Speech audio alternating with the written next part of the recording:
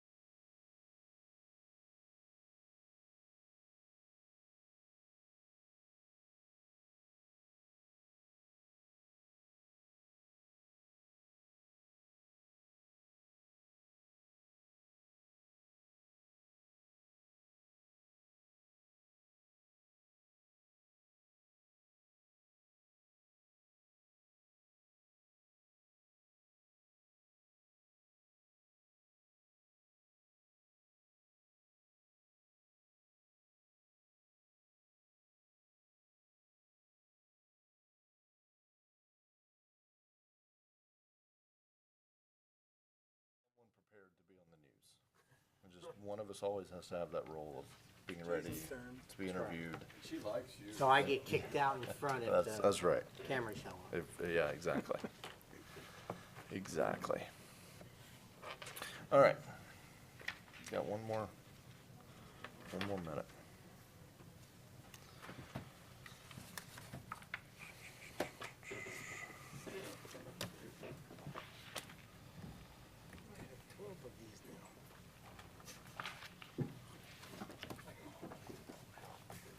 Okay. Ready? Ready on there, gentlemen? You ready? Okay, special meeting of the City Commission, or workshop, whatever we're calling it. We some debate up here whether it's a special meeting or a workshop. For Tuesday, March 19th, we come to order. Please silence all of your cell phones. And City Clerk, if you would call the roll. Mayor Owen, Here. Vice Mayor Hartman, Here. Commissioner Colodi, Here. Commissioner Sachs, Here. Commissioner McGurk. Here. Thank you. Okay. We'll have first a presentation by Brian Fields, our Director of Development Services and Coastal Environmental Resiliency. Thank you. Good evening, Mayor and Commissioners. Welcome to the Transportation Workshop. We have 4 speakers for you tonight, and we're going to get right to that. But first, just a few introductory remarks. In your agenda packet, this is the same slide we've shown you before, just kind of outlines where we're at in our transportation master plan. These are all the funding sources that go into our master plan. We're going to hear from some of these entities tonight. But just a reminder, kind of what all goes into that. We have our DOT major projects. We're going to hear from Heather Garcia from DOT tonight. We have county major projects. We have TPO, LAP funded projects, TPO, Transportation Planning Organization, LAP, local agency planning projects. We have impact fee projects, which we're going to hear from our impact fee consultant tonight. And we have developer funded improvements, many of those ongoing. But right now, kind of one of our main focus items is the half-cent sales tax list. Obviously, a lot of talk about that right now. The ballots get mailed out May 1st, as we've discussed. Our half-cent sales tax list, which is represented here tonight on the table in graphic format, lists everything that we have. That is essentially functioning as our current city master plan. That has every project really that essentially we could think of, that the commission has brought forward, that we brought from the residents and public input. There's about $45 million worth of projects. Some of those are joint funded. But that's really our working master plan of everything, sidewalks, intersection improvements, roadway connections, and things of that nature. Just a quick reminder, there is a town hall meeting tomorrow night in the Brandon Center from 6 to 7:30. It's co-hosted by the News Journal and the Chamber of Commerce. There's some panel discussions. Commissioner McGurk will be there. I will be there as well to answer any questions about the sales tax. They have 4 additional meetings planned throughout the county over the next week and a half or so. But that's where we're at. Any questions for me before we turn it over to our first speaker? Any questions on the commission? Okay. We're ready. Our first presentation is from Lois Bolenbach. She's the Executive Director of the River to Sea TPO. And come on up, Lois.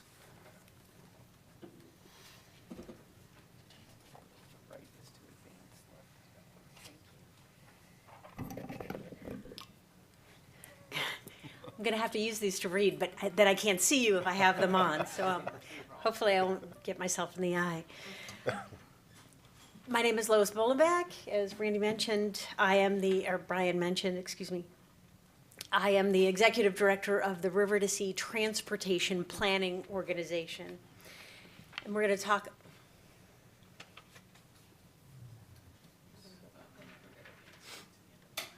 Thanks.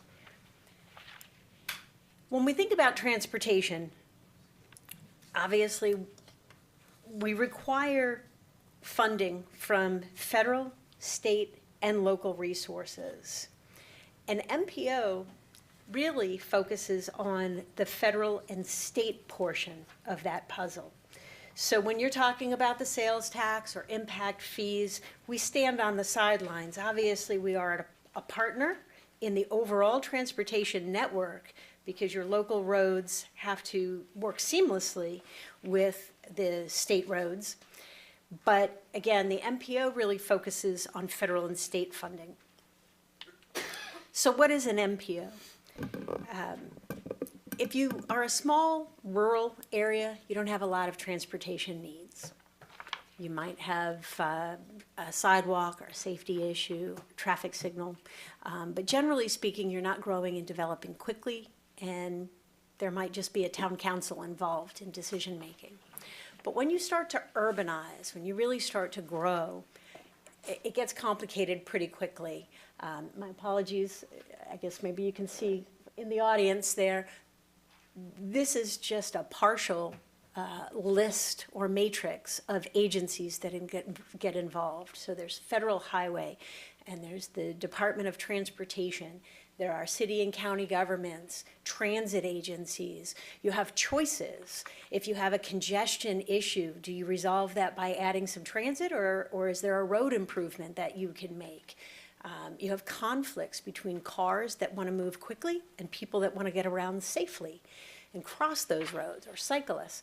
So the point of an MPO is to act as an independent organization to get all of these agencies together and help coordinate the transportation improvements that'll be needed in order to support a community.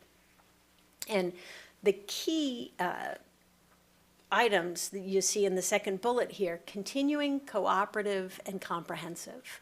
So an MPO is intended to meet regularly with all of these different agencies represented, and we do that through a board and a series of advisory committees, so that again, the cities, the counties, the Department of Transportation can talk about what their plans are.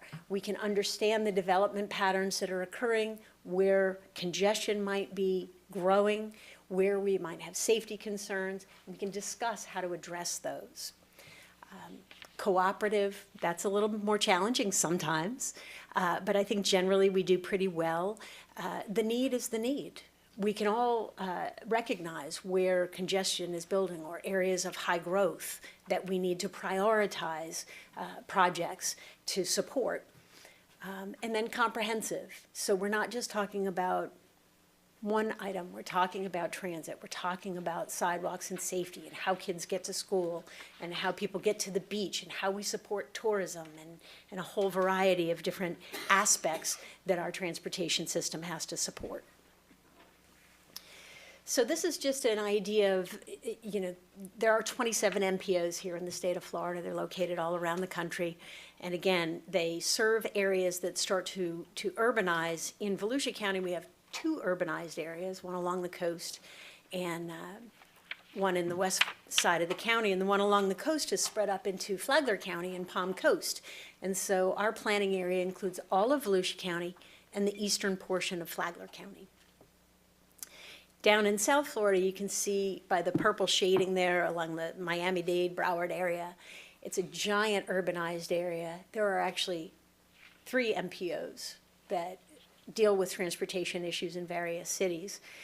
Again, because we're trying to recognize our political boundaries in addition to the population demographics of an area.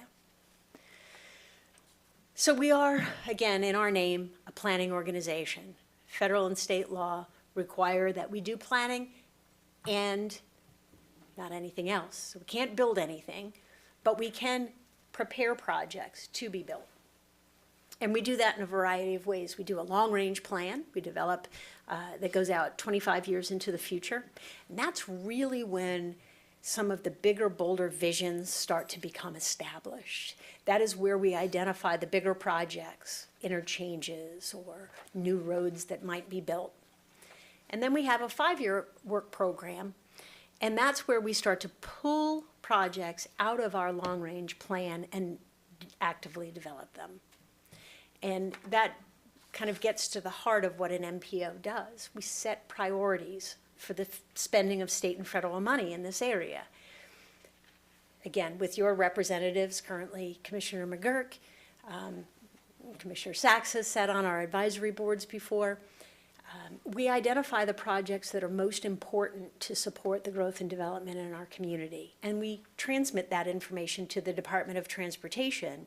And they act as the flow-through, the banker, if you will, and they have to look at our lists. So one of the big strengths of an NPO is to decide what those transportation priorities are and how the spending will occur.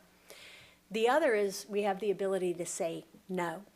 And this is important, and I feel fortunate in our area and with our partners at the Department of Transportation. We just don't have to do that very often. That is not the case in some other states. Local governments having a say in what's happening is extremely important. Sometimes folks in the Department of Transportation think they know better. But the reality is you're building a community, and transportation is here as a service industry to support the community that you want to build. And so the more you can understand and articulate what you want in your community, the easier it is for the Department of Transportation and the rest of us to put those pieces in place to support your future. So we also do planning studies, and generally we try to focus on broader planning studies. We do individual planning studies when they're requested, but we try to stick on more regional levels. So we do freight parking, so we can make sure that truckers that are going on the interstate and helping commerce get to and from our communities have a place to safely park, in addition to just the driving. We've done a technology master plan. We are in a period of transformation when it comes to transportation. Technology is rolling out. All of the technology exists. The real question is, how quickly are we all going to adapt? Driverless cars. Driverless cars are out there now. Driverless freight trucks. There's going to be a pilot program starting over in the villages that I learned about recently, where they're going to have a driverless cab. You order it on your cell phone, it picks you up, takes you where you want to go. Intended, in this case, to operate on low-speed roadways. So this technology is here. Most of the technology that's coming out works best on electric vehicles, so you're going to start to see that conversion. In the next decade, we are going to see a tremendous change in transportation, and there is a lot of conversation about what is that going to mean. What is that going to do to parking? What is that going to do for existing gas stations? What is that going to do for vehicles that we own or maybe don't need to own as many? But we like our vehicles, right? So not everybody's excited about that idea. But it will be interesting to watch it unfold. And again, is it going to put more cars on the road or less cars on the road?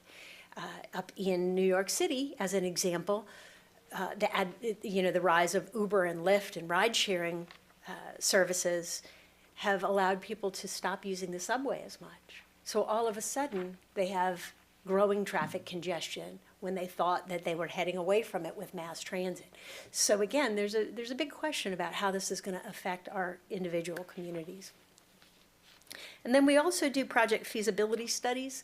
These are extensions of your staff. If you have staff that are trying to pursue a sidewalk, a trail project, a intersection project, and you just maybe don't have the resources or you don't have the time for your staff to really work on this, you can submit an application to us and we will help you use consultants to go ahead and determine the feasibility of a project and develop some reliable cost estimates and then turn around and try to get that project funded. So these are some areas that we focus on right now at the MPO.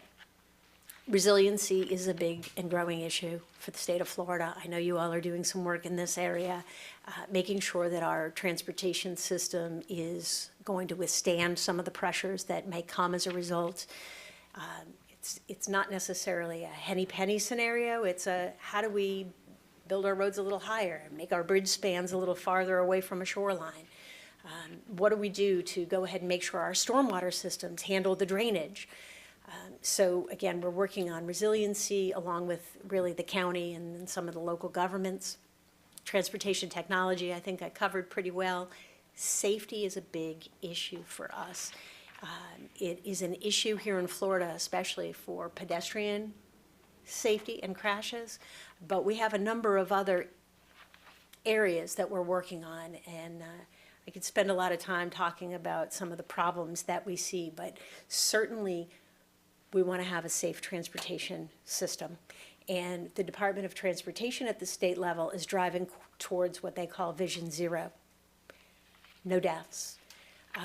And it is certainly a valid goal to have in the long run.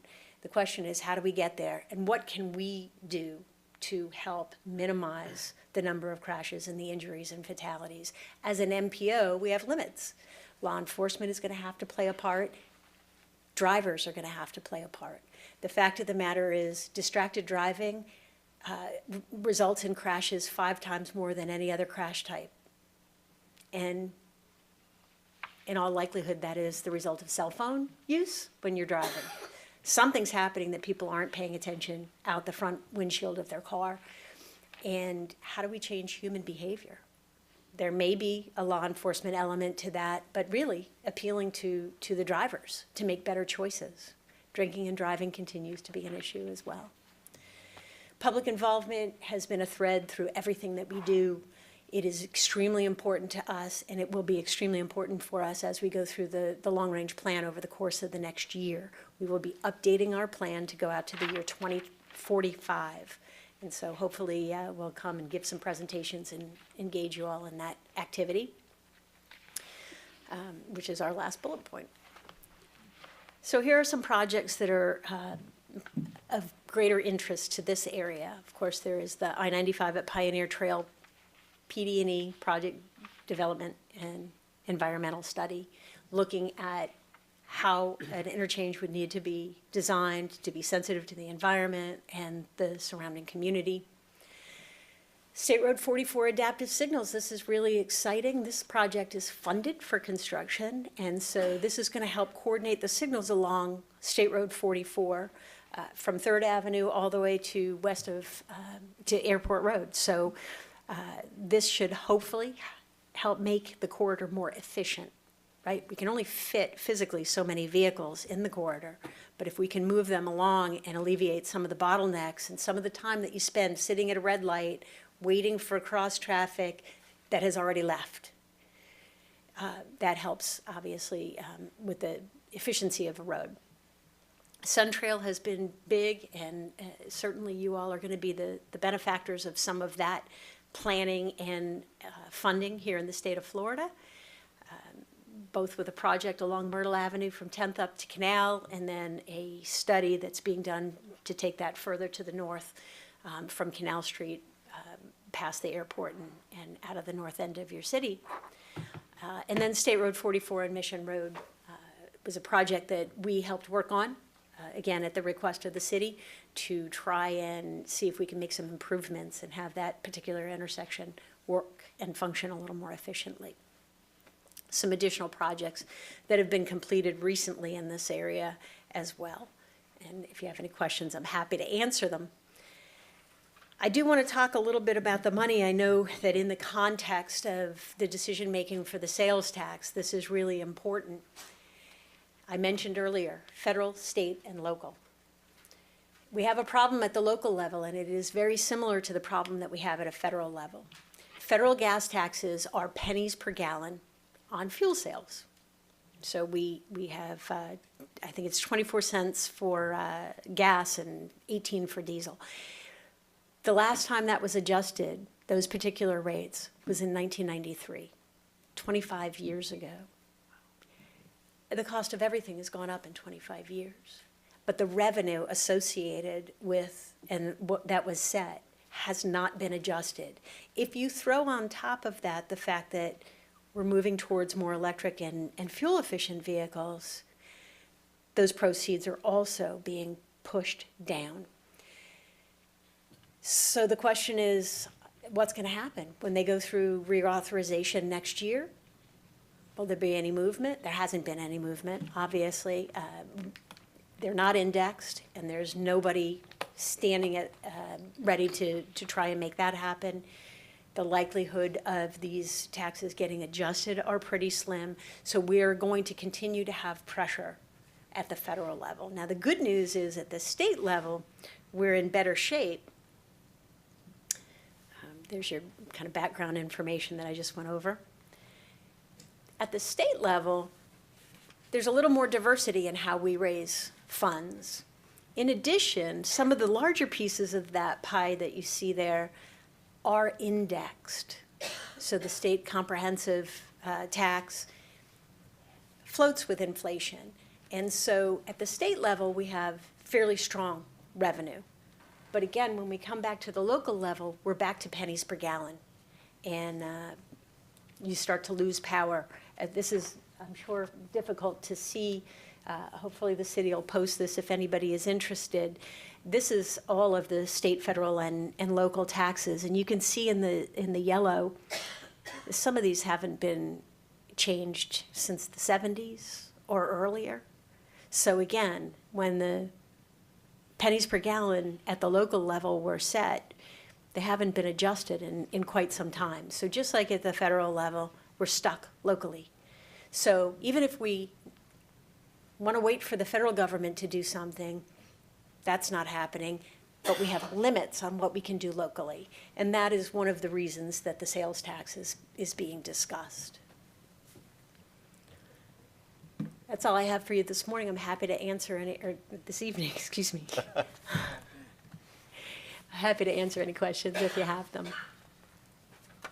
Commissioner, have any questions on the presentation? Just have a brief comment to Sure. add.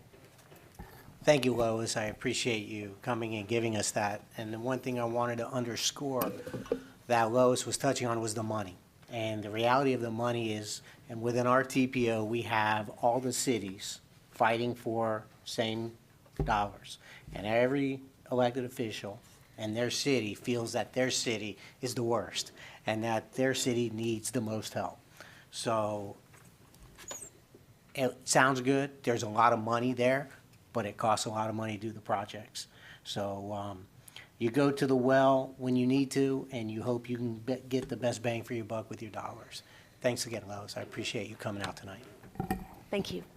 So I had a couple of questions. So talking about the money and I think it's been widely publicized about the decrease in the gas tax as fuel efficient. I didn't actually understand all that about the lack of indexing, which is just kind of mind blowing. But the correlation with the fuel efficiency in the electric vehicles certainly has been kind of widely publicized. But curious, it sounds like there's kind of no conversation around jump-starting something to supplement that. And I know it was at one impact fee discussion months ago, and there was talks of, I think Seattle has started to kind of progressively try to combat that, and contemplating that this will eventually go away. I mean, all those advances in technology you talked about, I think this will eventually go away.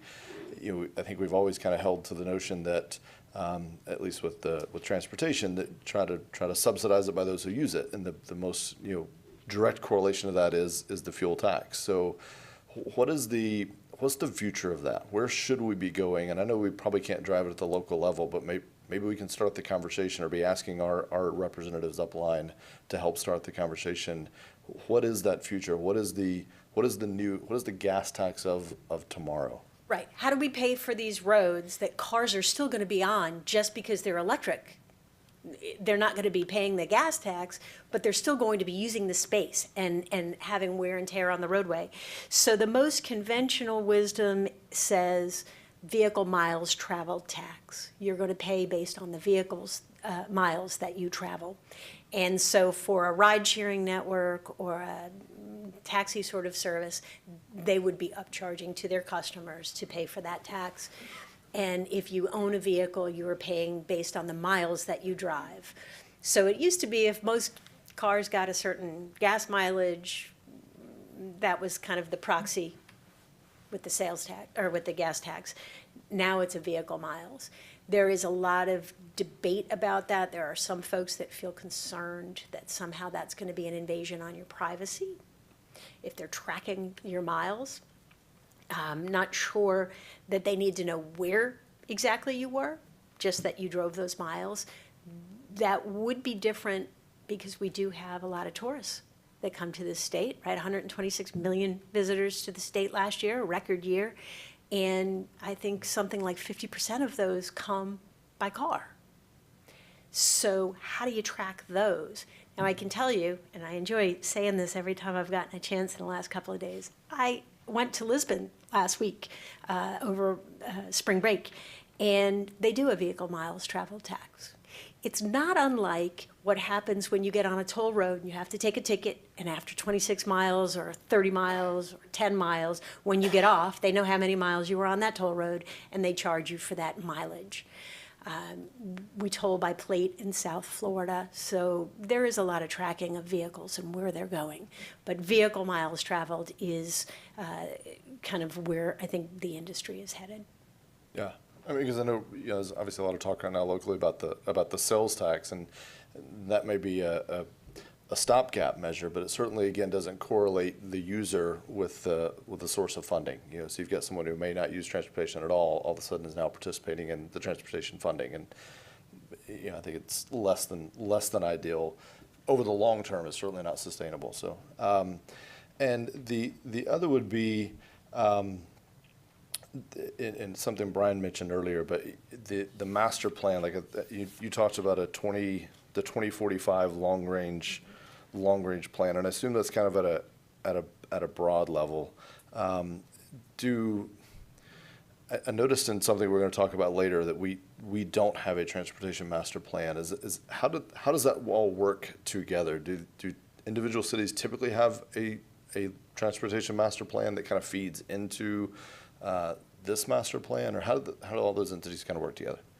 It certainly makes sense to have some sort of a master plan, especially for establishing, again, that vision. So in the case of an MPO, it's pretty clearly established how we have to do this. We forecast revenue that'll be available. We run a traffic model, very sophisticated model that tries to determine what the growth and development is going to be over time. So we look at population growth and employment growth because those are the most common trips. And then we run this traffic model to see where congestion is likely to occur. And then we sit down through citizen meetings, through meetings with technical staff, with elected officials, with businesses, with hotel and lodging. We go as many places as we can to try and get input on what people think is the most important areas to focus on and how we resolve some of these traffic congestion issues. The answer is not always add a lane, right? If you think about A1A, I'm not going to add a lane. So how are we going to stop developing on the beach side? How are we going to accommodate the fact that more and more people will continue to live and visit our beachside communities, and they're going to want to get around. They're going to want to get from their hotel to the convention center to a restaurant to downtown Flagler Avenue, which is where I like to go when I come and stay in New Smyrna. So how do you do that? How do you accommodate that? Is it transit? Is it bike paths? Is it scooters, right? So now we have electric scooters in a lot of cities. There are a lot of different options. And the more options you can employ safely, I think the better off you're going to be. Yeah, I think you summarized the issues we face here well. I mean, you look at some of our infrastructure, Flagler Avenue, great example. We're not going to add a lane. I mean, we'd have to go two-story at some point. So, last question would just be kind of your personal position on, or what you've seen in your experience on the concept of induced demand, and how much of a factor do you think that is? Is that something we should be considering, and how do you kind of account for that? If I had all the answers to that, I'd probably be richer than I am. It's a challenge, right? So when we see congestion, we want to open it up, and then as soon as we open it up, it fills up. And the bottleneck just moves to the next intersection down the road.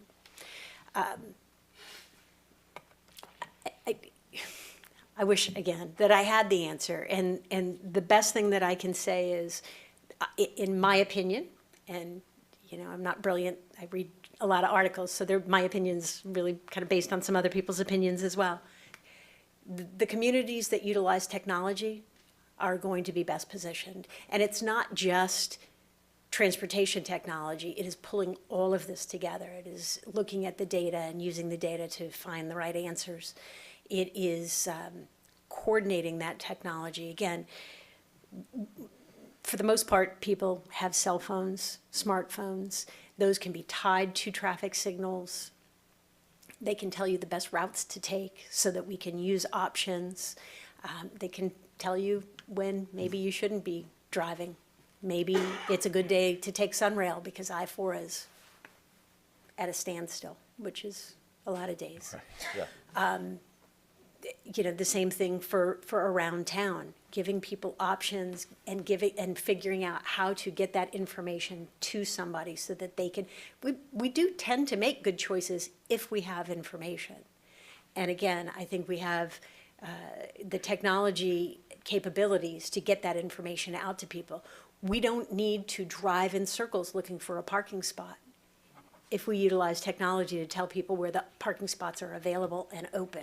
So if I drive into downtown Orlando and I want to park somewhere, when I have an app that can help me get right to a parking spot, maybe even tap on it and reserve it, that takes a lot of driving off the road and it reduces that congestion. So again, utilizing technology to make smarter decisions is going to be probably the biggest benefit.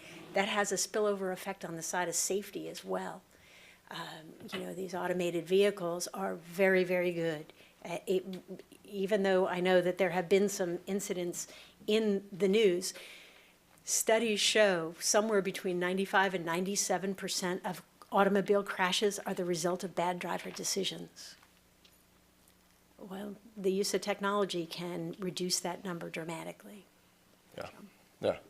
I don't know that we've met before this, but I think we're going to get along very well. I liked everything you just said.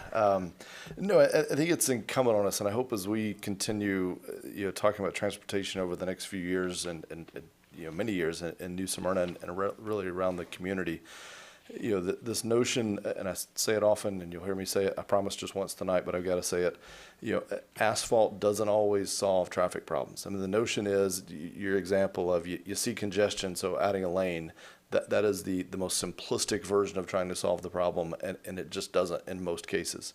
And in some cases actually can cause more problem, because there are roads we can't add asphalt to. So if we're continuing to feed more traffic onto those roads by the concept of induced demand, I think we're painting ourselves into a corner. I would love to see us focusing a lot more on all the uses of technology you just talked about as a part of our transportation plan and even our transportation spending. So glad to hear that that's where we're headed. So any other questions or comments?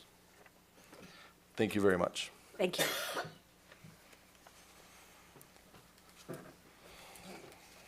Our next speaker is Heather Garcia from the Florida Department of Transportation.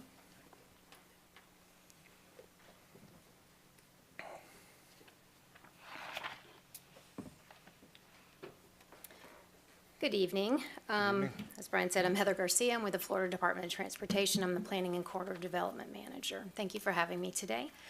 I'm here to talk specifically about the State Road 44 Corridor Management Plan refresh. Back in 2011, we started a study on the State Road 44 corridor and completed a study that looked at, the purpose of the study at the time was to conduct and look at future development that was planned, because there's lots going on out here, obviously. So let me get the clicker here. Today I'm here to talk specifically not so much about the old study, but the refresh that we've done. That what we've done is essentially validated using current traffic data, the recommendations that came out of that 2013 corridor management plan. So I know this is a little wordy and a little difficult to see, but I think you have screens in front of you, right? Which is great, because I have some little bit of animation in there.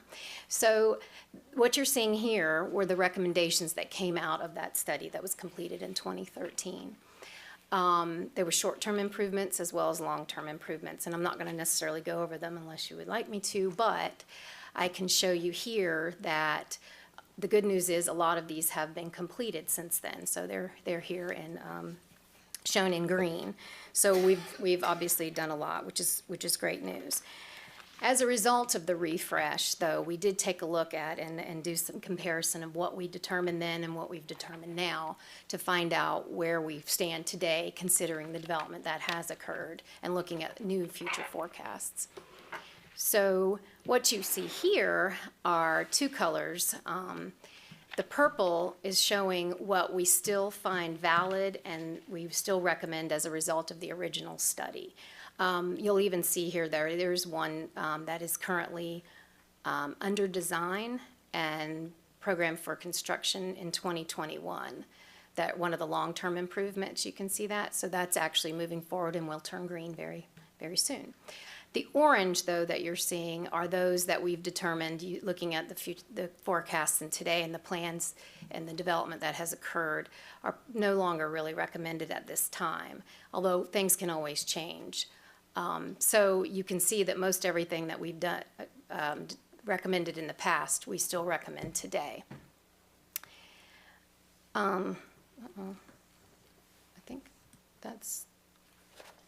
I had another slide.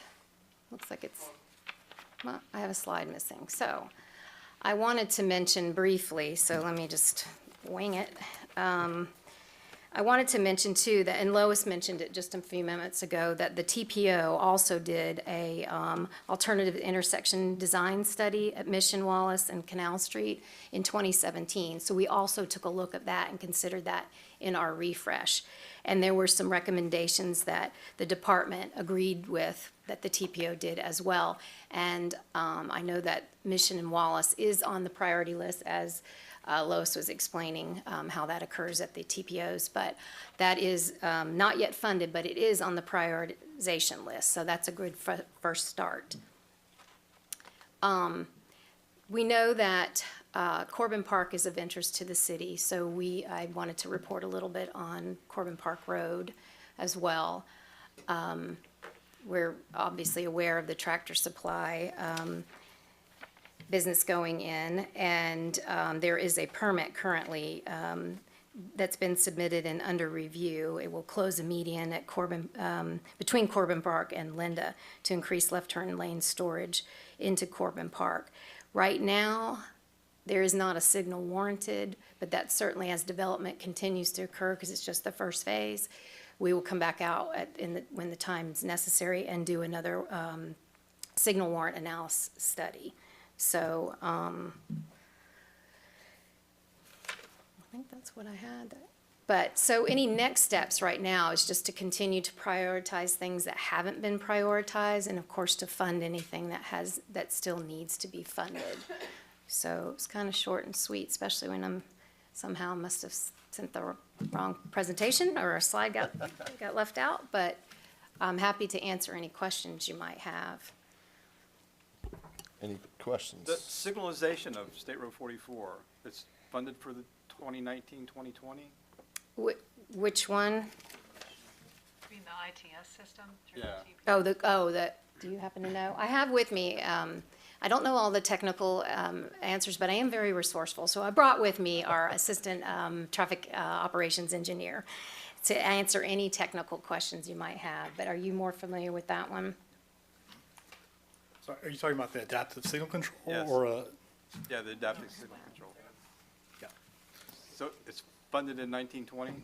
I believe so. The earliest we'll Now I'll see it will verify. be the end of this year then? Okay. That's all I have. Okay, Commissioner? Do you know if that's out to bid at all, or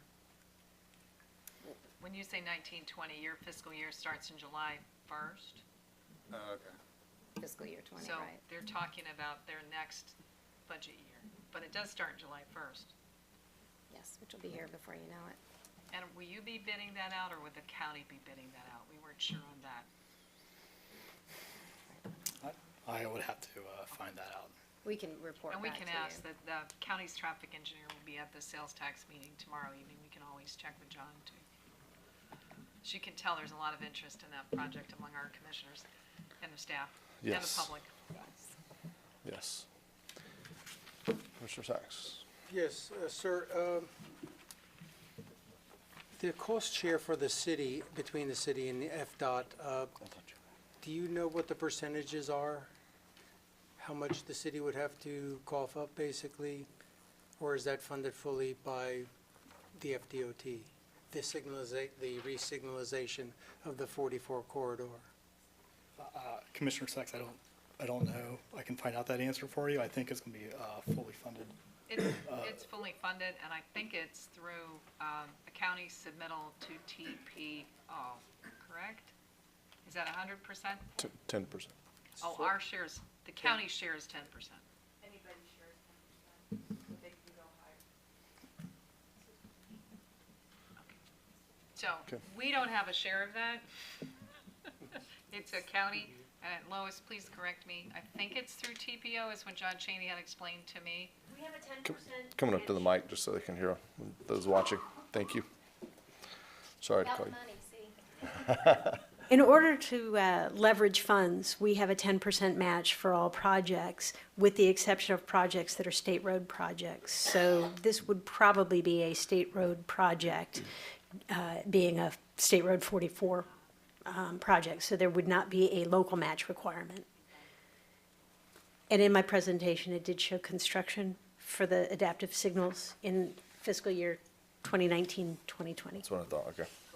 And do you know, just before you leave real quick, I'll come to you in a minute, or for any one of you, is that, so as you talked earlier about all this great technology that can, show traffic patterns and backups and delays and all that, are we using the absolute kind of latest, greatest as we go through this process? I mean, I don't want to buy yesterday's technology. I want to get the absolute latest, greatest that we're putting on that can, do we know it? I know we're probably way in the weeds on that and may not know right here tonight, but just. I want to say absolutely. Okay.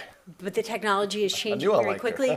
And the challenge that we face in talking to the engineers is not so much that the technology does or doesn't exist. As an evolving industry, manufacturing hasn't caught up. And so they're having trouble getting manufacturers to stay in business to produce and service some of the technology. So there are still improvements to be made, but I think what happens is if we don't start, it's like waiting for the next best computer or iPhone. Yeah, no, completely agree. You've got to start and get it out there and use it and learn from it and let this Yeah, no, technology I evolve. get that. Tony, I found our next industry we can go after, the adaptive lighting manufacturers. Commissioner McGurk, I don't think he's spoken on this, and then we'll come to our. Thank you, Mayor. Heather, real quick, we have this, we would like a light at Corbin Park. We've gone through some motions with you, you've gone through some studies, you've told us that it's not ready yet. But we know it's gonna be ready. And although we respectfully disagree with you, we think it's ready now. We understand it doesn't meet the criteria, but it will, and probably sooner than later. So one of the problems that we have is when we get to the point where it meets the criteria for that light, then the next question is, okay, well, how are we gonna pay for it? Where's the money for it? The irony in this is when we're negotiating with the developer, we have someone who we're gonna make either pay for all of it or a significant portion of it. But if it's at some future date that we don't know if it's 2 years or 10 years, it puts us in a bad position to negotiate the future costs of that, of them paying the future cost of that light due to their development. How can we bridge that disconnect? That's a really good question. Yeah, Commissioner McGurk, the next phase of development is pretty substantial. The first phase is just the tractor supply. So when you look at the background trips on Corbin Park, which are generally low, specifically the northbound left turns. Right turns are somewhat steady, but right turns don't benefit from signalization the way left turns do.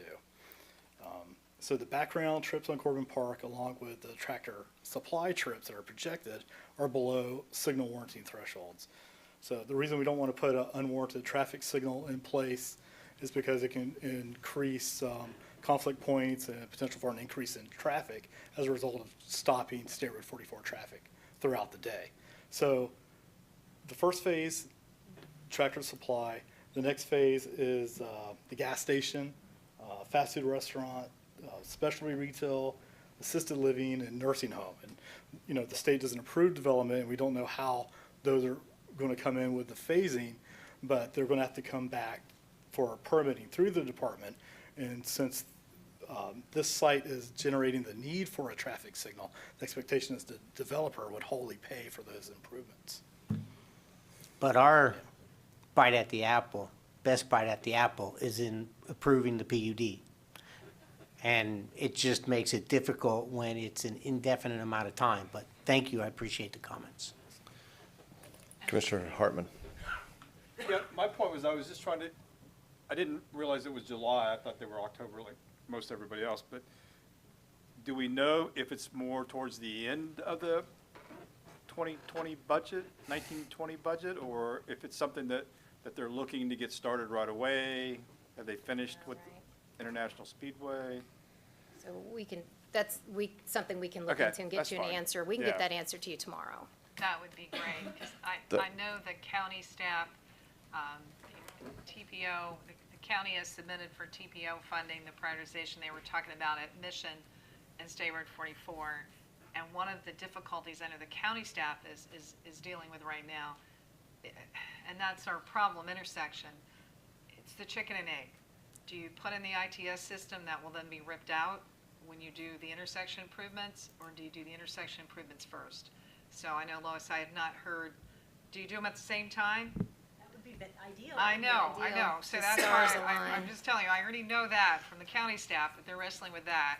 I don't know that they've come up with a conclusion, because, you might be, Lois, you wanna hedge a guess on how long State Road No. 44 Mission Drive improvements are?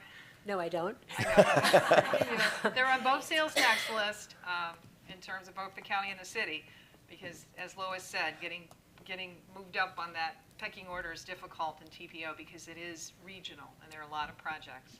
Certainly, if that advances, there will be so many changes to planning. And I'm happy that we are at the early part of our long-range plan, that we can include that in the work that we're doing. But I would say that we need to have a discussion about that and work with the department and the county and the city to see if there is a way to make sure that we never want to do work and then undo that work, especially when we know we have another project coming. So we either need to get the intersection designed far enough that when they do the technology project, they're putting the pieces in place that will work seamlessly with the intersection design, or we want to see if we can advance the intersection design and do it all at one point. Right, and it could be that you could phase it with the intersection improvements here at State West Canal and US 1. When the city built the parking lot over 5 years ago, FDOT had preliminary drawings for their footprint of the new turn lanes, and the city was able to utilize those preliminary drawings and put the parking lot back behind that turn lane. Yeah. So I think that's just one of the discussions that has to occur with the city and the county and the TPO, in the sense of, can that system be installed somewhere out of the right-of-way that it won't be impacted when the intersection improvements happen? Yeah. So I think it's just kind of risen up in the county's decision-making. They've been sort of fixed on the sales tax the last couple of months. They're all basically thinking about it. I think Commissioner McGurk's point was well made on the signalization, and I certainly get the thresholds, but it also from this end of the equation, it's hard to. First of all, it's hard to explain that to the general public that sits there and certainly if you, full disclosure, I live in that general neck of the woods and I use Corbin Park Road quite frequently. Trying to turn left is a bit of a, I don't do it very often. It's rather dangerous if I'm honest. So, and then understanding that, hey, we're doing all this other work in that intersection, because of the development. So, I mean, to the same point our city manager was just making, it seems like intuitively to the lay person, now would be the time to do it, and especially if we're kind of near a threshold. So I don't know how we progress that conversation forward. I don't know if there's any ability to negotiate, for lack of a better term, but I guess that's the tough spot we find ourselves in, especially knowing that it's coming, that it will probably be justified. Everyone sees it coming. It's like, well, what would be the damage if we just backed it up a little bit? So. I can address that, having gone through that situation with a local road intersecting a state road. And if a development's traffic study shows that they will trip the threshold for signalization at build out, which sounds like it's the case here, is you can charge impact fees. We'll get to that later in our discussion tonight. But basically you can assess them an impact fee for that future signalization, or at least their share of it. You can hold that money in escrow for a period of time as described in a development agreement, and if it never gets warranted, that money would get refunded. If it is warranted, you would have those funds, or at least their share, in hand. It could be above and beyond what their normal impact fees would be, because it's an improvement that's required for that project. Yeah. But that is one way it could be handled. And I think we did, if I recall, we did something like that in this case. I don't remember the term, but we, Have a 25%. Yeah. 25% from the developer based on their traffic study, and you guys extended it to 5 years. I think they'd offered 2 or 3, and you extended it yeah. to 5, hoping that it would trigger in terms of the light, and we'd have that 25% there. yeah, It's a great point. example of what we're gonna talk about a little bit is impact fees aren't necessarily for widening city roads in most cases for us, but we do need to have these operational improvements at our intersections. And just Got it. one more thing to add. The reason I pulled this slide back up is to tell you that we are willing to come out and do a traffic signal warrant analysis at any given time. You can see here that we've been out there quite a bit. So we're willing to come out there anytime we Yeah. need to. I'll offer that they'll come back out and do it again. He said he would. yeah. Okay. Any other questions? Commissioner Sacks? No questions. Yes, for Ms. Garcia, anytime I see someone with the initials FDOT or Volusia Traffic Engineering, I'm usually tugging on their coattails and asking for the interest of public safety to have traffic signals for 2 fire stations that lie along State Road 44. I understand through the wire that the 2 stations may have warrants met for receiving those traffic signals. They're just, that's awesome. Because I know you're interested in safety now as well as moving cars, and we're trying to provide a better level of service. Yeah, you're correct, Commissioner Sacks. Based on your previous request, we did a reevaluation for fire station 50 and 52, and Yes, sir. the traffic signal or emergency signals could be justified. Yes. Yeah, and we'll follow up once we have the final signed sealed study, a formal letter with the findings to the city and yourself. Thank you, that's encouraging. Thanks for your hard work on That's that. good news. So thank you for asking. Good job. And can I just ask a technical question from a non-technical person? The traffic light at 52, at the main station, which is 50, is dependent on the realignment of the intersection that comes from the construction of the intersection improvements? Correct. Okay, all right. And then you already have a permit, I think you may have already issued for the new hotel, For which should Hyatt. not include signalization at that intersection. That's right. I mean, we would have to. So how would go- that happen? Well, that driveway is proposed to operate as a right in, right out. Uh-huh. So people have to turn right and make a U-turn. So At the existing light at Horton? that's right. So looking at an emergency signal design, we would not look to have full signalization at this Right, Hyatt it's driveway. just- we But understand we it's would just still for the fire have station. a signal and then have a median design that would allow for emergency vehicle egress across. Will you all be amending that permit from the hotel to reflect that? Rather than, again, I'm just trying to avoid if somebody goes down the road of building something that then has to be rebuilt. That's right. We When will would that be certainly have to caught? coordinate the Hyatt permit with the emergency signal design. And since you're up there, Commissioner Saxon, I'd ask the question as well, who pays for the emergency signals? Historically, Sorry.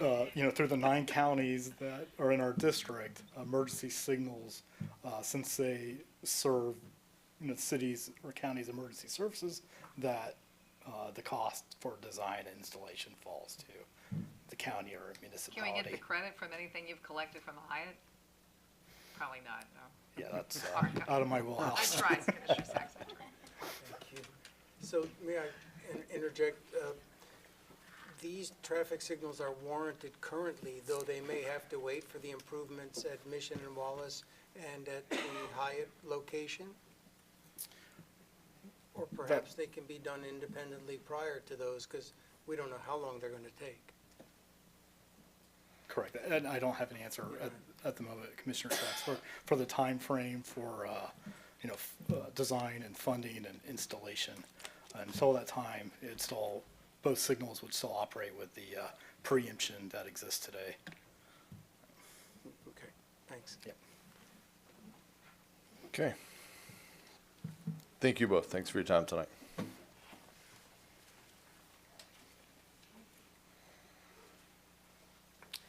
Next, we have Tony Oddie to speak to us about the trolley. Good evening, Mayor and Commissioners. I'm reading from the report that's in your packet. I'm not going to read the whole thing because it's there, but I'll just hit some highlights. On May 19th, 2017, the city submitted a Service Development Grant Program application for FDOT funding for a trolley service in a one-year pilot program. The service would provide a rubber-tired trolley vehicle to run 3 days per week with a route serving Flagler, Canal, and 3rd Avenue.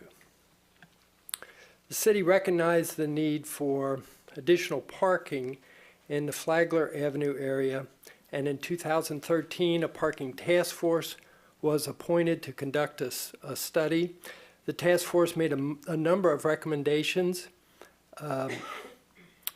and the initial work on the application for this trolley service was done by the staff at the Visitors Bureau. The grant budget was $360,000. That's both grant funds and the match. That included contracting for the trolley service from Votran, the installation of farebox and vehicle tracking technology, and capital costs to prepare accessible trolley stops. This was a pilot program for 1 year. The trolley would operate 3 days a week, Friday, Saturday, and Sunday. I have copies of the grant application if anyone wants to see that. There were several conditions that the City Commission established relative to the submission of this application. The 50% grant match would be split evenly among 3 organizations, the city, the Visitors Bureau, and Volusia County. If the trolley pilot program is deemed successful, the program would be continued. That's an FDOT requirement of grant acceptance. And if the service is continued, the city would have no obligation for funding or operating the continued service. The benefiting business owners would be expected to provide the continued service. So, FDOT awarded the grant. They've extended our notification of grant acceptance to July 1st, 2019. And following grant award, staff held a number of meetings with business owners, especially the Flagler Merchants Group. There was a special committee that the Flagler Business Group was heavily involved in.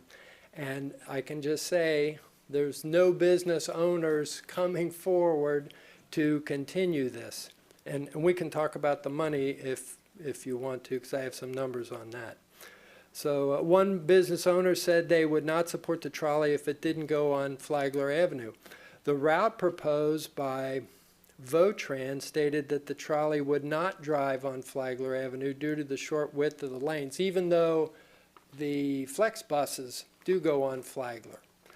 So apparently, fixed routes can't.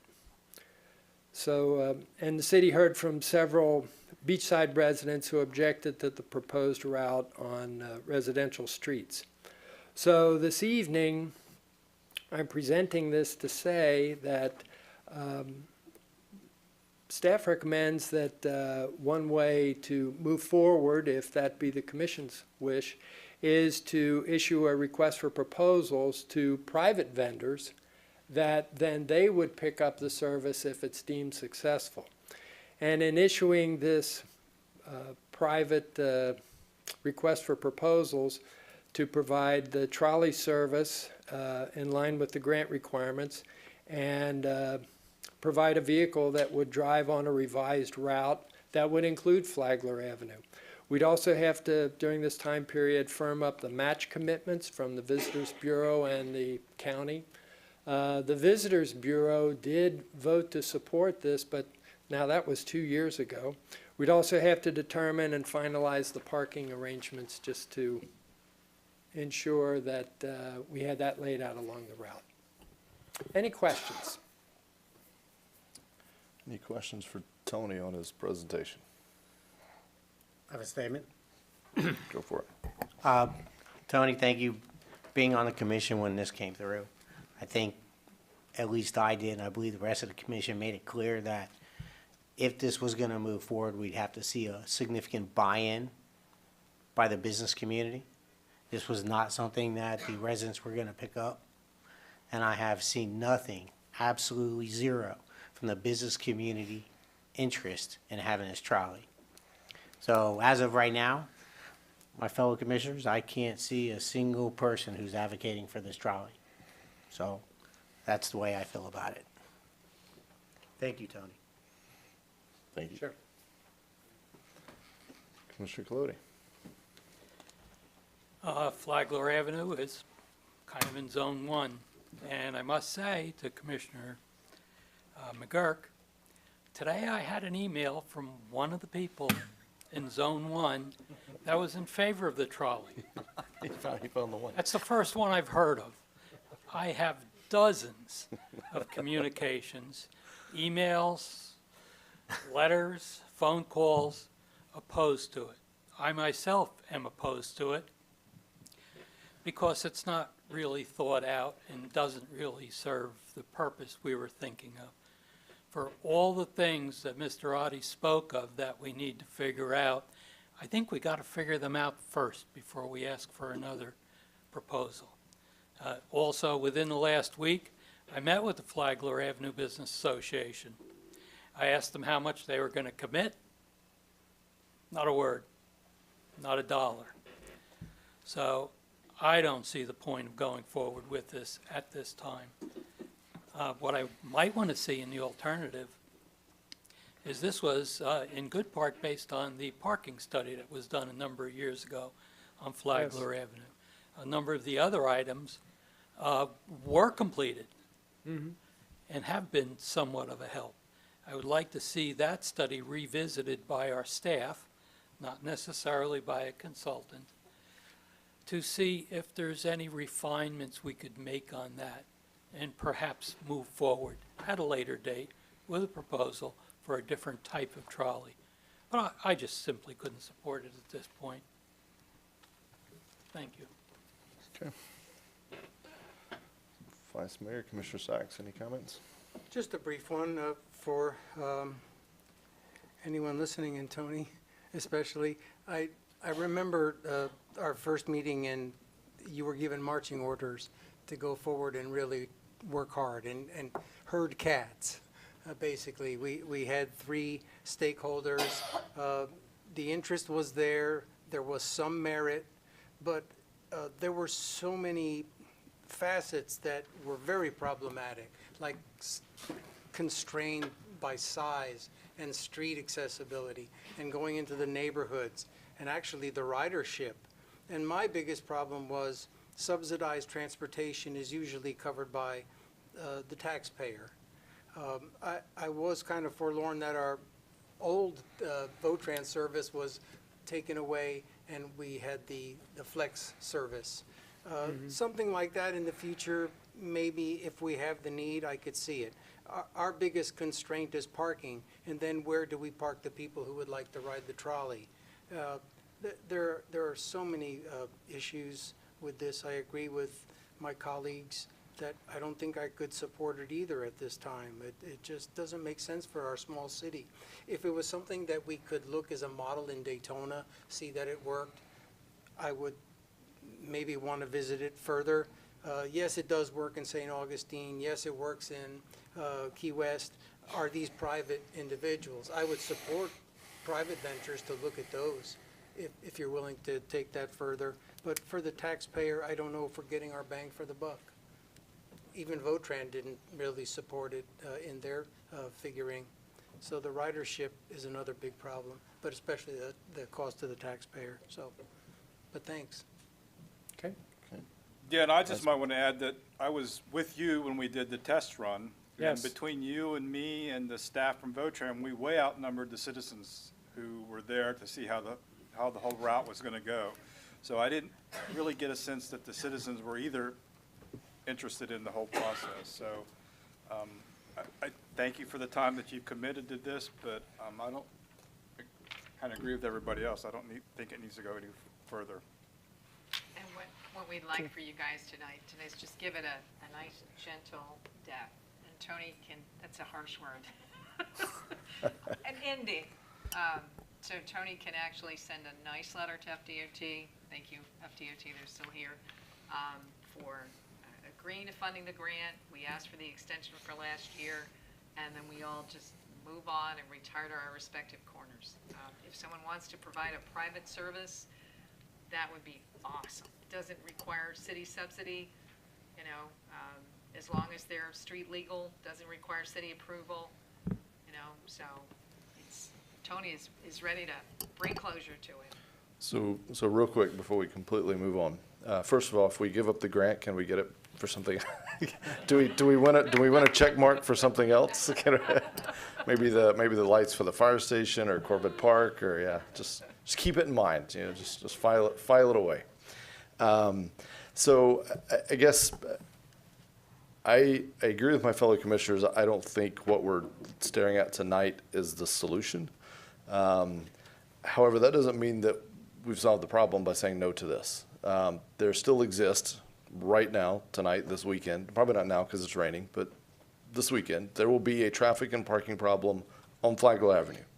So voting no to this is the easy part, but acknowledging that we still have to continue working towards something to solve that problem.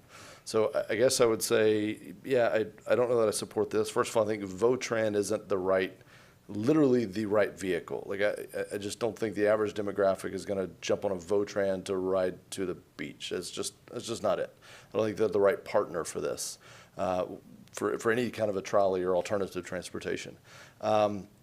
So I guess my challenge to the commission is, as our city manager put it, as we drive the death knell maybe in this, I guess I want to challenge us to acknowledging that we have a problem, and what is the alternative? What are we going to do about that? And how do we progress from here towards a solution? I don't want to look up in 2 years and somebody else's, you know, maybe new people are sitting up here and the trolley comes up again, because we still haven't made any progress. And it goes back to, we're going to talk about it in the next presentation, a transportation master plan. And I would expand that to say a transportation and parking master plan. Here's what we expect demand to be over the next 10, 15, 20 years, and here's how we're going to meet that demand. Here's the strategic acquisitions, infrastructure that we're going to put in place to meet that demand. Did anybody else hear that? I don't know. Okay, maybe it was just me. So that's my thoughts. Is I agree. I don't think this is the right solution, but I again feel like we're making a piecemeal decision. We're looking at just this one myopic part, and I would like to see a holistic. Here's a plan. Now let's maybe work and refine that plan. But here's a holistic plan. We talked about a parking lot that was, further down the road a couple meetings back. We voted that down. Again, in isolation, I don't think that was the right move either. That wasn't a good business model. But at some point, we've got to put a plan together to address the need. So that'd be my comments on this. Vice Mayor Hartman. I was going to Oh, say, sorry. I believe if there is a plan and there is a place in the plan to show private vendors where there's public parking along a route, that would go a long way toward at least getting the interest of private businesses. Okay. Mr. Mayor. Hang on. Did you have something? No, I thought we'd had a couple people that had an interest in maybe looking at that. So I'm not opposed to doing an RFP if somebody wants to take that project on themselves, an independent business owner. If they think they have a business that would fit well within the community and wanted to go that route. But nobody's been knocking on our door for quite some time, so. No, I completely agree from a trolley standpoint. I'm saying, but providing that more strategic Yes. view, that is absolutely the job of the city. And Exactly. and if parts of that can be carved off and met by the private, if there's profit to be made, the private business they will knock the door down. I can assure you. And I think there will be opportunities that could be created. where the private sector could possibly meet some of this. Certainly probably elements that won't be, that will be kind of public good type things that we may subsidize as a city. That would be a decision for whatever commission to make at that time. But I think we just have to be moving towards a more holistic plan that says, long-term, we need to make these key acquisitions or these key strategic moves or these key partnerships or whatever it is. And maybe I've missed it, but I just haven't seen that. So, Commissioner Colodi. I had said earlier, I think we should upgrade the parking study that was done in 2013. Tens of thousands of dollars were put in there. That study lists all the available properties at that time, what the needs were, and where we could possibly go forward. I We would, actually I'm did sorry, that I think- in-house. We did it in-house. Yeah, they, yes. We did it The in-house. planning I know you department did the did study that. in-house, but it was based on other data that was collected. 'Cause Oh, I read it yesterday. Yeah, It thank wa- you for So- reading it. It's very long and very thorough, so it would form a good basis for what we should do in the Flagler area. And we could list all of our available parking that we have, and perhaps a private individual or company would come along. And then we would have all the data for them to base their operations on. So it's what we have in-house. It's 5 years old. I think we should update it Okay. and have Verify it that. available. And that is in, and Commissioner Clooney is right on point, it is in the action plan to do that. I did notice he wanted it done by June, in his comments to us. I'm I sorry. read your comments, but he's right, we had a plan. And what we did was go out, and Tony and I made numerous offers to purchase property on Flagler, and we were basically laughed out the door. And we had money at the time to purchase those properties. We have money again in the parking fund, and I do think that we owe you that update. The trolley was part of that plan. The purchase of Third Avenue Right. was part of that plan. right. Will somebody say 5 years from now that it was short-sighted to turn downs that have happened in the last 6 months? Maybe. But you may be back out there making the offers again. We also had a private individual who came in we were taking him through the licensing process. He had some license concerns that weren't going to allow him to be the operator of a private system. But it doesn't mean there isn't somebody else. And everybody, Lois said it earlier, going to Portugal, there are a lot of really cool private systems that are operating in other cities in Florida. So it doesn't mean, we can make it local, we can make it feel like New Smyrna, it Yeah. can be of New Smyrna scale. And I agree with you, you all nailed it as an issue for you to address in your action plan. And on the steps outlined, we are indeed updating that plan that Commissioner Clooney referenced and bringing it back to you to have that action list that the mayor was talking about. Where's our strategic vision here? Where are we going with this? The problem is not going to get better. The lease that Tony and I negotiated the extension of for 7 years, I believe we have 3 years left. Yep. The only parking that's currently available, but they're leasing from Coromath. So all of those issues need to be talked about. So right on. So do we need a motion? I would be willing I to think make it just, one. yeah, we can do that. I think it would die, but yeah, we can just make a motion. Okay. First of all, regarding the trolley, I make a motion, we direct staff to decline the grant application. I'll second. City Clerk? Commissioner Colodi, Yes. Commissioner Sacks, Yes. Commissioner McGurk, Yes. Vice Mayor Hartman, Yes. Mayor Owen. Yes. Mr. Okay. Mayor, Yes. do we need a motion to direct staff to update the 2013 study? I think I heard that it was sort of in our plan. I think we can, which we haven't really finalized yet, so we'll make sure it's addressed in that. April 2nd, and Commissioner Coloni's memo is also included in your April 2nd, 4 PM, plug for the workshop, April 2nd, 4 PM It's a workshop. agenda items. No, sir. Okay, thank you. Thank you, Tony. Thank you for all the hard work to bring this forward. Our last topic for tonight is transportation impact fees. just a reminder where we're at on this. This is really the beginning of our impact fee discussion. Certainly not going to be asking you to take any type of vote on or set impact fees tonight. We have a presentation from our consultant who's going to give an overview of some of the methodologies and factors we considered. You have a draft study you received yesterday. Certainly not expecting you to have read that in detail for tonight. He's going to cover the highlights of that study and take any questions. And then I think we're kind of outlining roughly a 60 to 90 day process to review our impact fees and come up with the right decision for us. So with that, I will introduce Clancy Mullen from Duncan Associates.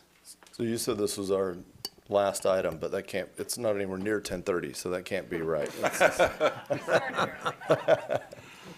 haven't done public participation. Oh, that's right, yeah. Welcome, sir. Thank you. Good to be here.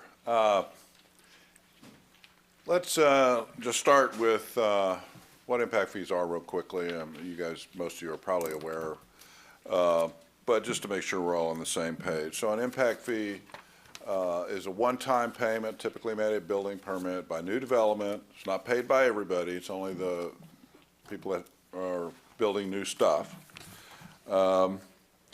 It's used to fund capital improvements that are needed to serve growth, and it has to meet legal requirements. Because the courts have said, unless it's benefiting growth, then it's a tax. And so impact fees are a little different from a tax. People call them taxes sometimes, but they're subject to a lot of rules that taxes aren't. And let's just go through those quickly. So the fee should be proportional to the impact of the development. Tax obviously doesn't have to do that. It's got to be spent to benefit or accommodate growth. Can't be spent on operations or maintenance costs. And it can't exceed development's fair share. And there's a couple of factors there that actually don't really apply to you guys, or to this instance.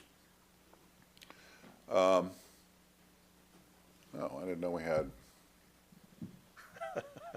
Some animation in there. Okay. A little bit of background.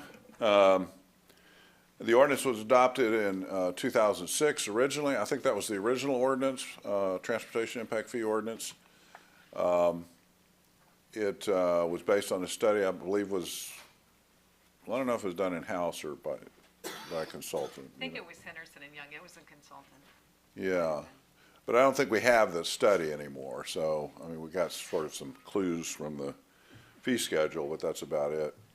But we do know it was based on a particular methodology, and it's called demand-based. So anyway, the fees have been adjusted for inflation. They're about 21% higher now than they were when they were originally adopted.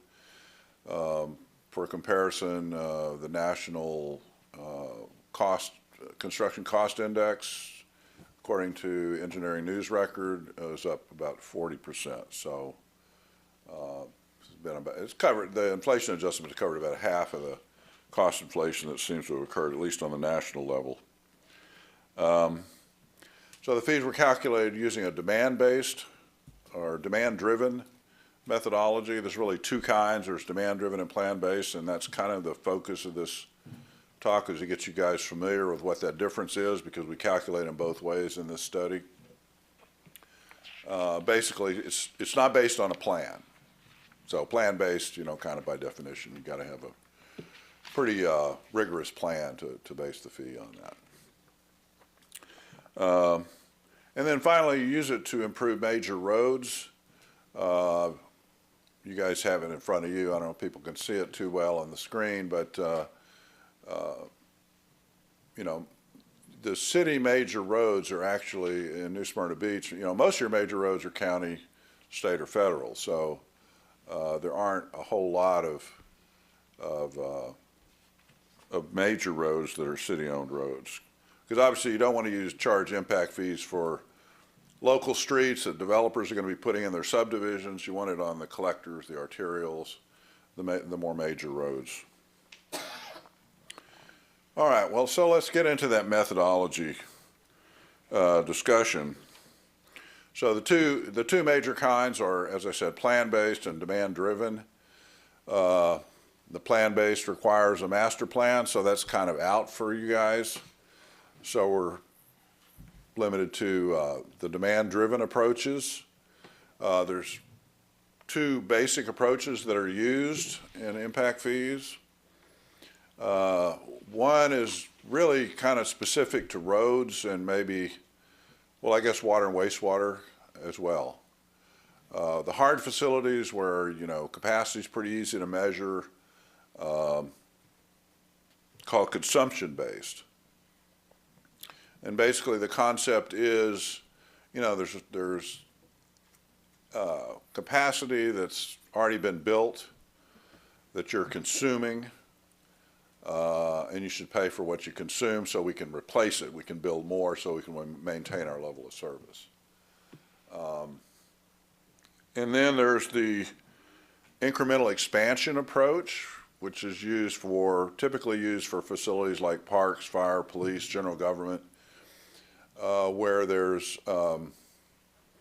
capacity is pretty difficult to measure. I mean, you could measure acres for parks, but acres is kind of a generalized concept. I mean, an acre of open space versus an acre of swimming pools and tennis courts and highly developed parks is, you know, very different things.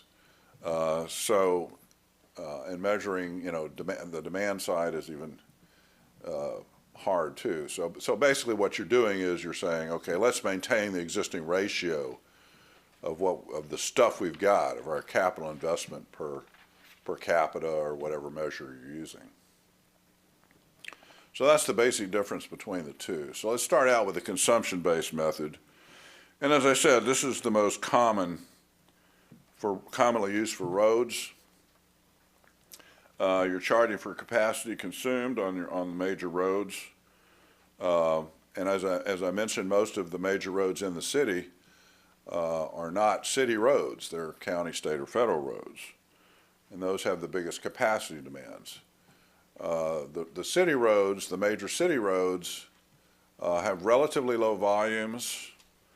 I think Flagler Avenue is the only one that's like approaching capacity, probably have some capacity issues. Certainly in the future there's going to be some in all likelihood. Future means like 11 p.m. tonight. Let's see, where was I? So, you know, only a small portion of your vehicle travel that's generated by new development in the city is actually impacting these roads. Because you're not just really looking at trips, you're looking at vehicle miles. And you only have 11 miles, 22 lane miles, I forget, of major roads. So cars aren't driving a long ways on your roads, on these particular roads. And your needs, as Brian mentioned, are probably not so much in terms of adding actual vehicle capacity, at least measurable vehicle capacity. I mean, intersection improvements can not only improve safety, but also improve traffic flow, although they may impede the traffic flow on the major road that's for the crossing. But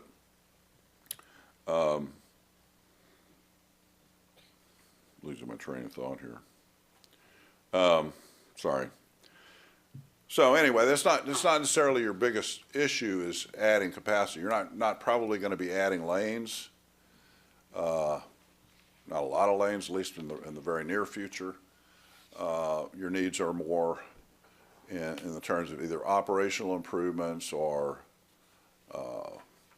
adding components to your roads that maybe don't exist now if you don't have sidewalks, if you don't have bike lanes, that kind of thing. I should say it's a quite a conservative approach. The consumption-based approach is, in the sense that at least the classic version that was used in the original study which is basically a one-to-one ratio. So if you consume a vehicle mile, if you generate a vehicle mile of travel, you pay for the cost of it to build a vehicle mile of capacity to replace that vehicle mile of travel. But you may now have a ratio of 2-to-1. You have 2 units of capacity for every unit of travel. So as you approach 1-to-1, that means in congestion terms, if congestion was the issue on your road system, then that's, you're approaching gridlock on every road if impact fees is your only funding source. So it's relatively conservative in general, and especially in your case, because on average, you have a 4-to-1 ratio of capacity to demand. You got 4 times as many vehicle miles of capacity as vehicle miles of travel. You're only charging, with a consumption-based approach, you're only charging it for 1 per 1-to-1. So you're not going to be able to maintain that ratio over the long term. No,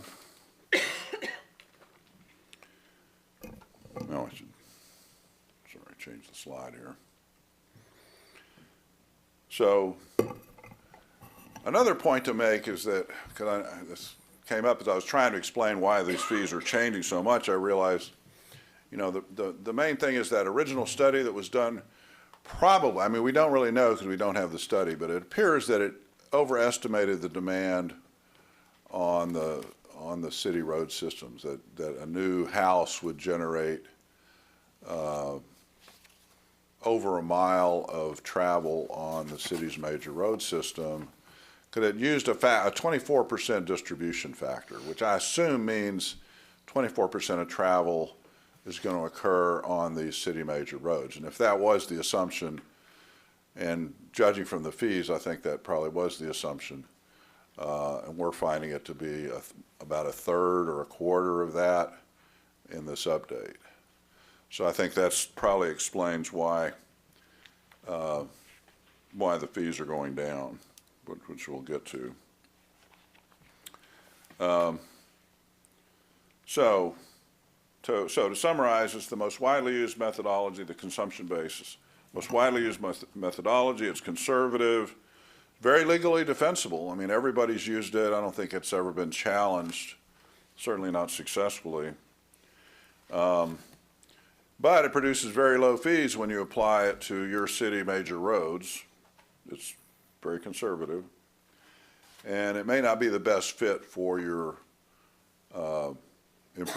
types of improvements you really need, because your needs are really not as much vehicle capacity as perhaps other transportation modes that you might want to encourage, or operational improvements that are difficult to measure in terms of capacity. So that's why we looked at a different alternative, which is the incremental expansion method. And like I said, this is the most commonly used for parks, fire, police, general government. I don't think it's ever been successfully challenged. But I don't know if it's been applied to roads, at least. I mean, I know of some impact fee studies. I've done some that have used this approach. I've seen some that other people have done that have used this approach for components of the road system. So, for example, they might use consumption-based for the road, for the vehicular capacity itself, and then do add-on for trails or bikeways or whatever. We've got a ratio of so much, and we just want to continue that ratio, which is essentially an incremental expansion approach.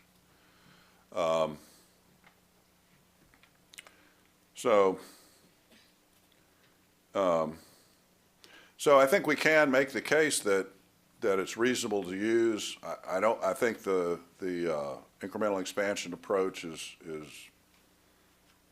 meets all the requirements of case law. I mean, it's really not the impact fee statute that controls, it's the case law in Florida. Certainly meets all those requirements for other facilities, I don't know that roads would be any different. You can't say, you know, we've got this much capital investment in our road system, we want to maintain that. Whether we use that on adding sidewalks, on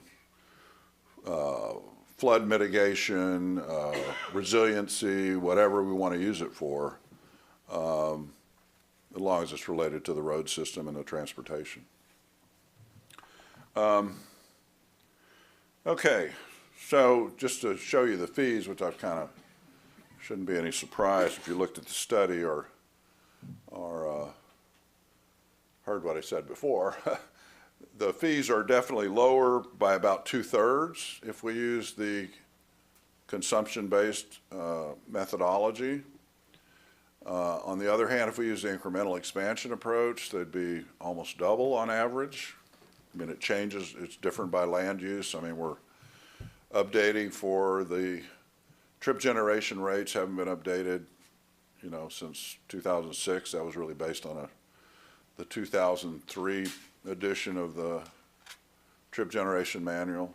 Now we're using the 2017, so it's been, and the 2017 10th edition made a lot of changes in trip generation rates and other factors. So obviously that's a pretty stark comparison. And then just for, staff put this slide together of comparison. So the top rows, the yellow one at the top shows your current fees. The two orange rows show the two alternatives, and then we've got 7 or 8 regional city comparisons to, if you want to compare yourself to what other people are charging. Obviously there's a wide variation in what other cities charge. You would be, with the incremental expansion approach, you'd be kind of on the upper end for residential and kind of in the middle of the pack for non-residential.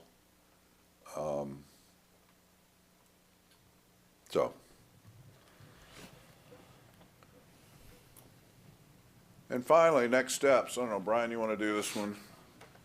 I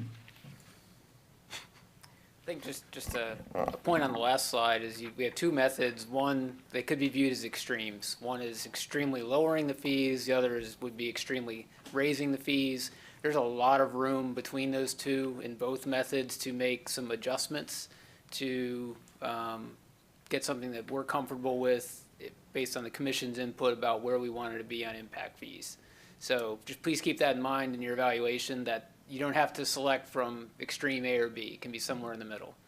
So next steps would be to incorporate your input tonight and otherwise after you get a chance to read the report, to finalize the study. We'd bring it back to the commission, probably have a public meeting, workshop of some form again to get additional input. The final step is adopting the impact fee ordinance. And then just for information, anytime we raise impact fees, you have to wait 90 days after passing that until they can become effective. Reductions in rates can become effective immediately. So with that, I'd be glad to take any questions. Does the commission have any questions for the Yes. consultant or staff? Yes, Mr. Cody. Currently, what method does the county use? Volusia County. The consumption-based methodology.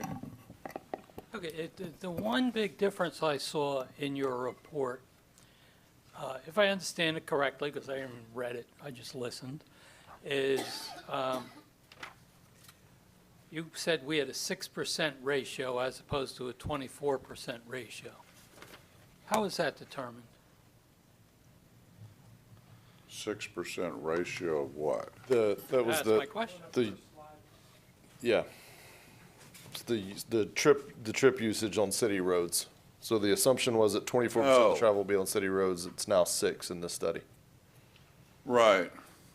It seems to me just that one number has one really big effect on the bottom line. Yes, it does. It's a direct effect. Okay. And if you had 4 times as much travel per house, you'd have a fee that's 4 times as high, so, yeah. So I guess the question was, do we know, like, how is that studied? How is the 6% determined? Well, we took an inventory of your major roads.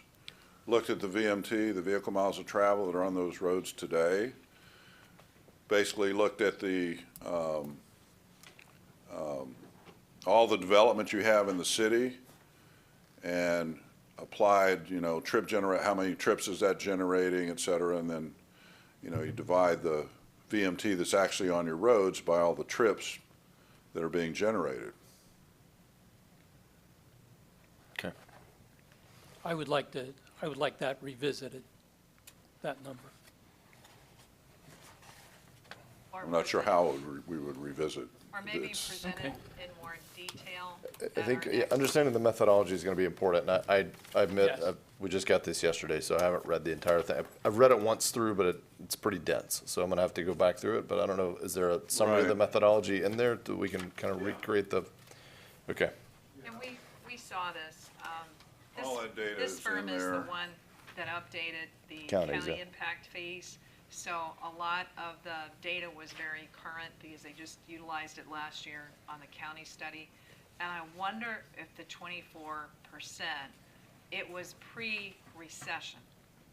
Just like when you look at the utilities master plans that are currently in place, they were representing a much larger population increase anticipated. Whereas the recession hit us hard. I mean, we lost 40% of our tax base here. All growth stopped. We issued 67 building permits in, I think, 2007. Yeah. So I wonder if having that 2006 study, if that 24% wasn't tied, because it's the same time the master plans were updated for water and sewer, tied to that increase in population that then didn't occur. Yeah. And we are looking, by the way, Carrie, ourselves, the clerk's office, we're all looking for that 2006 information. It's got to be out there somewhere. So anybody in the audience that has our old 2006 study, please pass it on. But that has been our speculation. that it I might bet have Wade been has it. based on that much greater He's gonna whip increase it out. anticipated in trips. Yeah, I think this almost seems like a dramatic, if I'm understanding this correctly, it's a dramatic change in human behavior. I mean, it's saying that someone leaves their home and we assumed that 24% of the miles they travel once they leave their home would be on our local city roads. And now we're saying that that's actually only about 6%. So that's just a dramatic change in human behavior from '06 to, to today. So Yeah, and unfortunately, we don't know, and as your city manager said, we were hoping to find that study, and we could actually get the answer to where that, I mean, I'm just going from the fee schedule, which is the only piece of it we have. Yeah. That says, Backing into the that 24. mentions a 24% distribution factor, and I think that's what it means, but Gotcha. I don't even know that for sure. Any other questions for the consultant or staff at this time? I would just say, and the other thing that we had speculated was perhaps we had double dipped.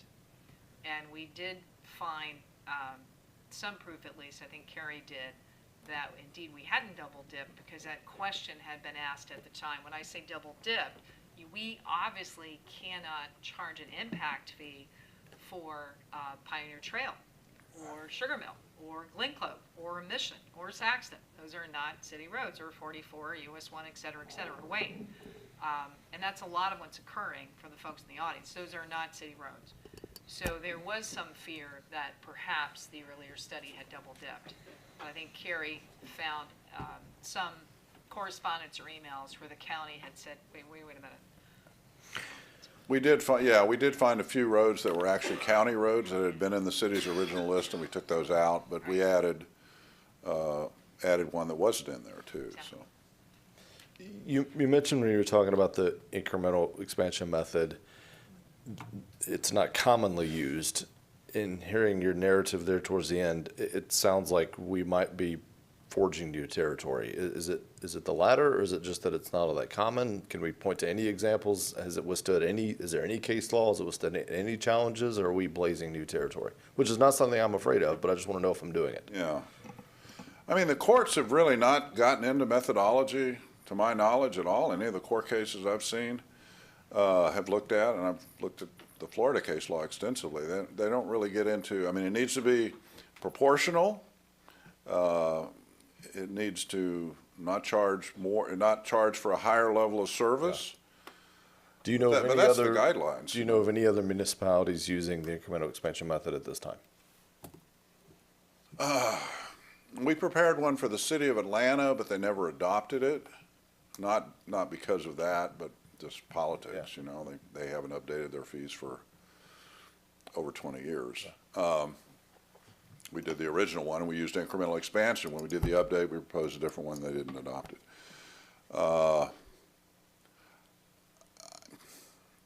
I don't know. I've used it, like I said, in another study in Tennessee. I don't think they ever adopted that study either.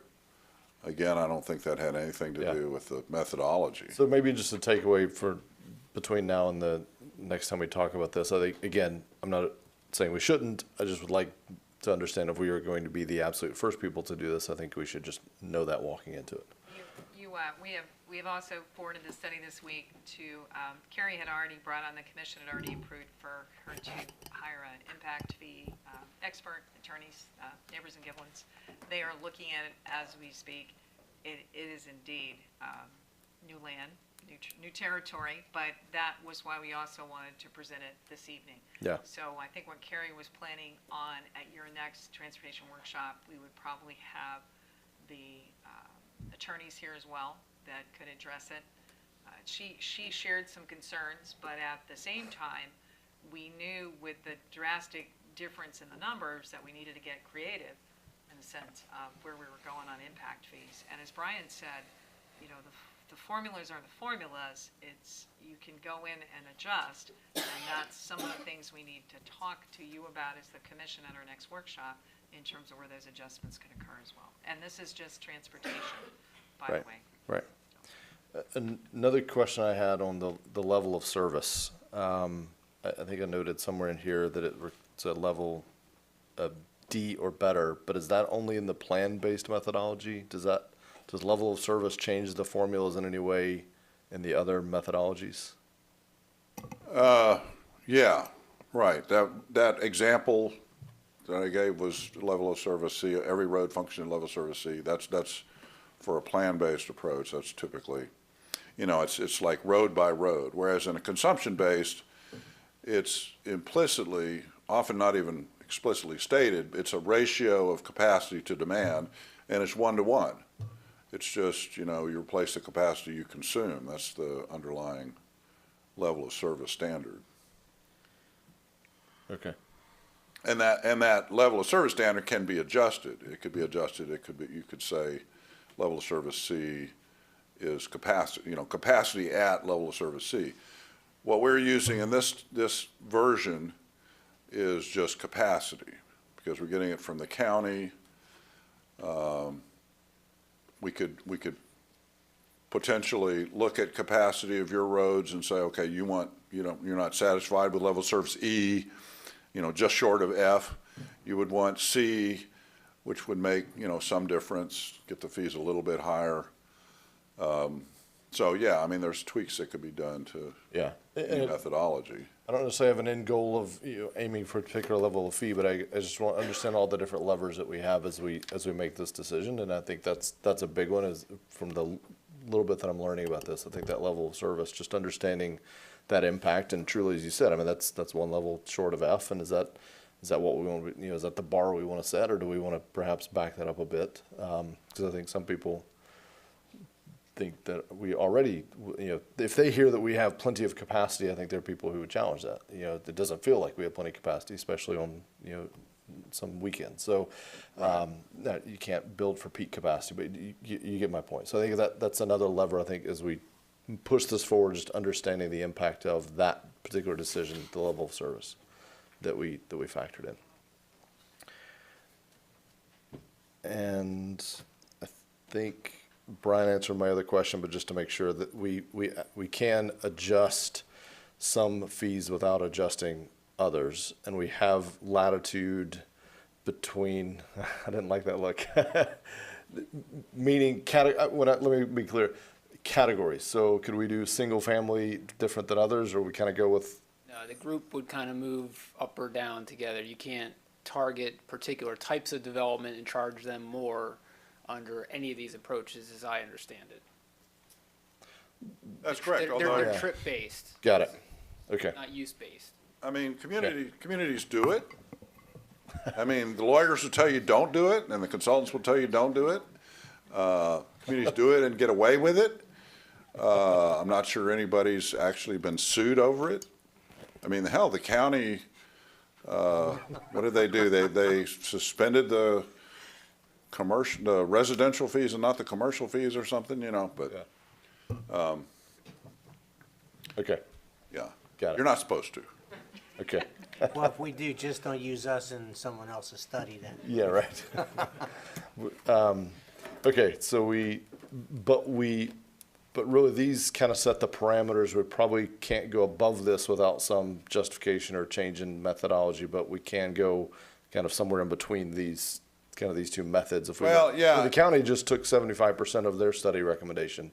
So I assume if we didn't want to go all the way 100%, if we want to say we're going to use incremental, but we only do 75% of that, Right, that's okay. right. If you want to go above the consumption-based fee, then you would be using the incremental expansion, and but you don't have to adopt 100% of it. Got it. That's what I want to hear. Okay. Any other questions or comments on this item? Commissioner Colodi? I prefer the consumption-based method, even though it's a smaller dollar amount coming back, just because it's so regularly accepted, goes along with the county method. But I am going back to that 6%. You know, we're a little bit unique here in that our major road network is not ours, and it's really substandard. And no matter how many sales taxes they collect, it's still going to be substandard. And there's still going to be some very large choke points. There's only 2 bridges across the intercoastal, and there's a much higher reliance on people feeding off them into our local roads. So I would think there's probably justification in there on having a higher than a 6% number in there. As the manager said, maybe they double dipped the last time. Maybe it should have been 12. But I would like us to really take a close look at how that was prepared. Second thing is although it's a little ahead of the game, we were fortunate that they had a CPI increase built into it. One thing I would like to do is make sure that whenever we do revise our ordinance, that we base it on the news records, construction-based one. Now, would that be an acceptable base to reference? Oh, a lot of communities use ENR, yeah, Thank you. construction That's cost index. For Okay. down the road. Okay. Any other comments? Seeing none. Thank you, sir. Thank you, Brian. All right. Well, is that all you needed on that one? Do you need anything specifically you needed between now and the next meeting? We realized that we started talking about doubling our single-family impact. We may get more folks watching our videos come to think of it at our commission meeting. So what we're going to propose is basically come back to the commission again, a little bit more detail, give you a chance to review the study, get your questions basically to us, to the consultant, and then we will schedule another transportation follow-up. If you're able to, depending on how much discussion you have on historical trees on the 26th, you know, if we have some extra time, we should have some extra time in the action plan. If you want Brian to follow up with you and did individual questions, just let us know. That would be on the 2nd, April 2nd. If not, we'll schedule it right after that. I was going to mention, we might as well be proactive on this. I think many of the same groups that have reached out to us on the tree ordinance will have a vested interest in this, so we should just proactively kind of send this to them so they have time to be digesting and funneling their feedback. I can write the emails for them, but we can go ahead and circulate that, and I think that would be all the same groups will want to be here to speak on probably both issues, so. Good point. Yeah. Thank you. Next item up is public participation. You stayed this long, now's your chance to speak on any item on the agenda or on your heart, I guess. 3-minute time limit, Deb. You can do it. A few folks forgot their manners last meeting, but I know Deb won't do that. Deborah Diggus, 200 North Pine Street. I hope everyone's not as confused as I am. And I may be out of order, but I want to ask a question because I wasn't sure how this meeting was going to flow or when you're going to have another one. So I'm going to ask a question while I have a chance. Okay. On your strategic action plan, I went line by line to study it so I could bring forth my issues. And I do have one concern that's on the plan. I don't know if it's going to be discussed, when, or if, but I'm concerned about a statement in the action plan concerning converting Flagler Avenue into a pedestrian mall to include a pleasing parking structure. I understand, we all know we have parking issues. We don't know where to put a parking garage, but I see that this is due in December to be brought to you. So my concern is that I hope that you're going to seek public input when you do make the decisions on what you're going to do about Flagler Avenue and our parking situations. Thank you. Thank you. Just a note on that, the commission will be talking about it, Ms. Dugas, and that did not come from staff or the commission. It did come from the public, and every comment in the blue came out of the CCR sessions. Yeah, So, yeah, it's a they're good not point. from this commission, they're not from staff, they're not from the previous commission, but you are absolutely right. Every one of those needs to be reviewed, or came, I see Randy there, or came from the neighborhood council. But Yeah. Okay, go ahead. I'll speak to it after. You can go. I was just going to mention, I think city manager said it well, but everything on here isn't necessarily something we're doing tomorrow. These are things that are kind of been put on the table for discussion as possible. Hey, we're talking about transportation. Here are things that either have been come up from previous commissions or maybe even this commission at our strategic planning or the CCR workshop. So, but we're not turning flag. I mean, this commission that I know of has never discussed that, turning Flagler into a pedestrian, mall. So it's not going to happen tomorrow, and certainly not without a lot of public participation. So, yeah. Sorry, go ahead. Hi, Christina March, 1324 Buck Lane. I'm not sure about the renting the parking lots from Cormeth. Is that what it is? Yes. I was wondering if it's possible for the city to purchase it. I'm sure it's probably not possible, but it seems like a good investment long-term considering growth is only going to get worse. And it's probably better to put in the city's hands with what to do with it. If there is a parking garage, I'd like there to be consideration of an open-air parking garage and making it eco-friendly and all that. That's all. Okay. Can I have a brief comment on that? Sure. Just bring her, Ms. March, the Cormeth has never had an interest in selling that property. Yeah, I mean, we would love to buy it, but they've never expressed any interest in doing so. But maybe we can get Mr. Hartman here. I know he's gonna not want me to say that. We got an inside person there. Yeah. I've always heard everything's for sale at the right price, but yeah, it's never been an option so far. But on the parking garage, I think as that conversation evolves, and certainly we're in the really early stages, a lot of things on the parking garage space. We heard all that talk earlier about the transformation of technology with transportation. One of the concepts emerging with parking garages right now is, as they're building them, they're saying by the time they're finished, transportation may have changed so much. By the time you design it, build it, all of those things, transportation may have changed so much that it may already be antiquated. We really kind of don't know where this will stop. So the folks that are building them today, if they're even kicking off the projects, they're building it to be easily converted to other uses, so like retail or something else. So designing it for that. And so if we even thought about that, I would be pushing hard for that kind of a design. So, Randy.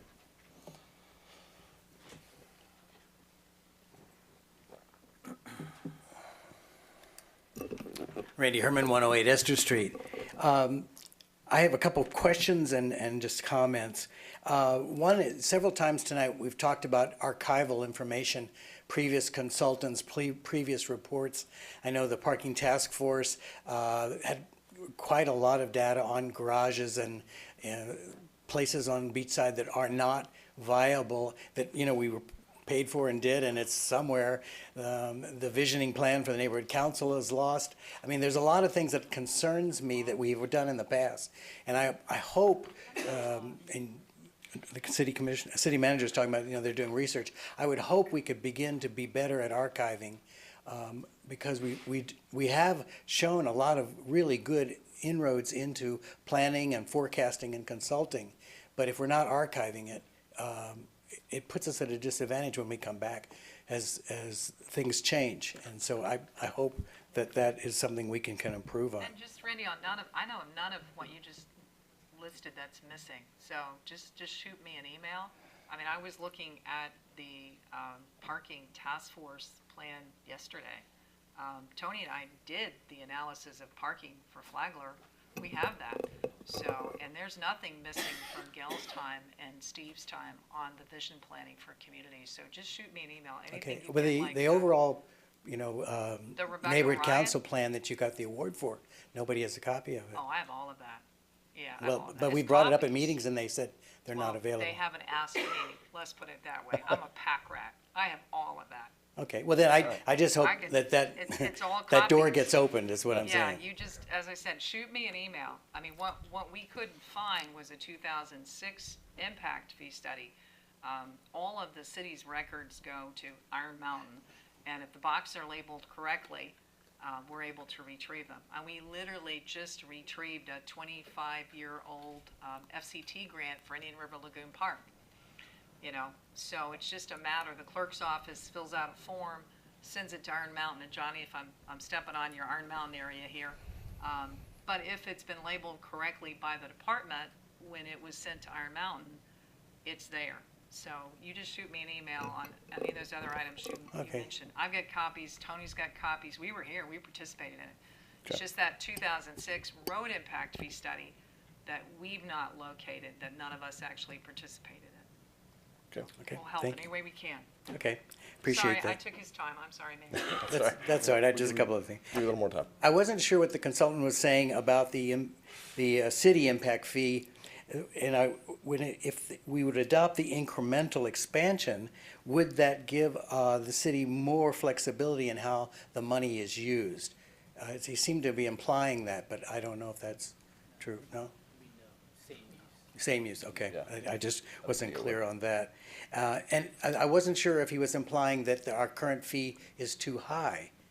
Is that what he was saying, that it should be lowered? Using the same methodology, I think with that adjustment, that 24 to 6%, I think using the same methodology right now, if you recalculated our fee, it would show that we needed to decrease it. And that which would is have a another way of definite saying it's impact too on high. our budget then, right, and what we could do? On the impact fee fund, yes, which isn't anything we use for daily operations, but But it would have Yeah. some consequences. it is less revenue, yes. Okay. The last thing is, I endorse the step down of the trolley grant, and I think you said it, but I just want to put my 2 cents in that I hope that doesn't have a step back from the need to look at alternate transport for our community, and because we need to be as open to all the changes that are coming forward. So I hope that doesn't mean we're giving that emphasis up. Thank you. Thank you.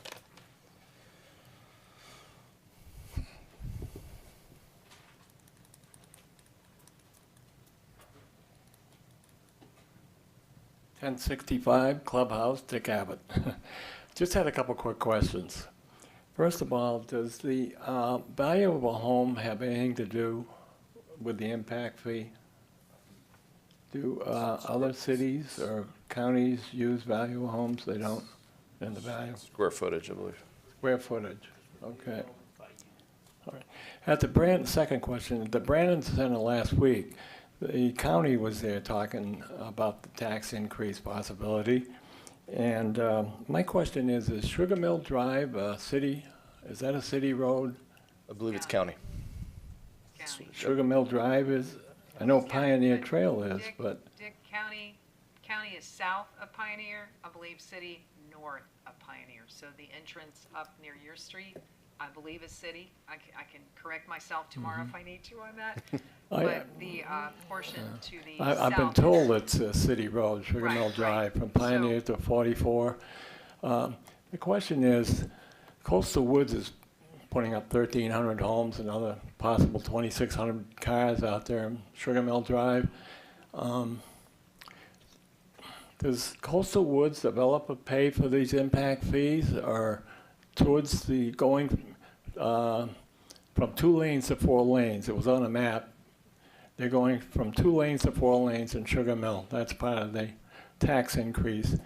Is the impact fees from Coastal Woods paying for that, or are we as taxpayers paying for that with the new tax increase that goes through? Is that going to pay for the 4 lanes? Or, I'm trying to figure out, it's a fine line, you know, how much? And it is a fine line. Each of the homes being constructed in Coastal Woods at the time of CO pays both the current county impact fee, the road impact fee, and the city's road impact fee. The county has presented in their diagrams where those road impact fees that are collected within that district go. They also are negotiating separately with the developer of Coastal Woods based on the overall traffic study towards improvements. County refers to it as straightening out the curve on Sugar Mill Road, where they're actually going to get bucks from Coastal Woods. The county also required Coastal Woods to pay 100% of all of the new turn lanes and approaches off of Pioneer. Now, Brian will be the first to tell you that Coastal Woods developer will turn around at some point and get impact fee credits from the county towards that proportionate share of those improvements on Sugar Mill. So it's extremely complex, but every one of those homes that's being constructed does pay both the county, the new county, if they're CO'd after the time of the adoption with the county, as Brian said on the notice, they pay the new fee. There was no getting in that unless they came in before the county's adoption of the new fees, and they currently pay the city's fee. Okay. It is very complicated for Yeah. I agree. layperson to understand all this impact, and it sounded to me like that if we want to go 4 lanes out there, that it's going to be the tax increase that's going to pay for it, not the impact fees. That's what I gathered. Yes, you are correct, because the impact fees, the percentage coming for the trips for the impact fees can't be utilized for all of the 4 laning, if that makes sense, because there's a lot of current population traffic in those calculations. See, there's a lot of people upset about that. You're throwing 2,600 cars out there from a developer, and we got to pay for it with an increase in sales tax fees. That's the rub, I think. With Yeah, I got you. Thank you. Thank you. I get it. I mean, it's tough. I mean, you know, from their standpoint, they didn't need it 4 lane before that was there, perhaps, and now they do. And so the notion is that that's who should pay for it. I get it. Any other comments from the audience? Yes, ma'am. If you'd like to speak after her, you can come on up. This rug is kind of wobbling. Yeah, you can't look down. Don't look down. Normally, I'm not, no, I mean, it bumps up and down, so then it throws your shoes. Sorry about the comment on the rug. I'm Lois Troxel. I live at 2200 Hawks Cove Circle. And the things that I was hearing about the traffic were unbelievable to me. I drive Corbin Park Road every day, and so does everybody else that lives back there. Hawks Cove, across the street from Hawks Cove, going east. I don't know what the name of that development is. And then all the way back Corbin Park. There are hundreds of houses there, and each one has at least 2 cars, and they're going in and out all the time on Corbin Park Road. Today at 4 o'clock, I couldn't get out of Corbin Park Road onto State Road 44. And that's trying to go east. Don't even attempt going west. Okay, you have to try to cross from if you can get into the right lane, going east, you have to cross over into the left lane, get into a U-turn place, wait for traffic coming west, and try to go west. It's crazy. And for them to say that it doesn't need a light right this minute, they're not driving on it. They must be looking at it at a time when there's not much traffic. I can't even understand it. Okay, I would like you to take a look at developments like Corbin Park and see if there's a way where you could get them to not have to put all the traffic onto 44. For example, extend Page Avenue. Yeah, which the people who live on Page Avenue don't want. But how many people is that compared to all the people who live back there? I think you have to evaluate that. Also, we need a bike path on Corbin Park Road, and we need a bike path on Military Trail. I have seen people in walkers and people in bikes and having to go off into the grass. I just don't know. If you're traveling on some of these roads every day, you're seeing a different picture from what you're getting from these people who are speaking about the roads. Thank you. Thank you.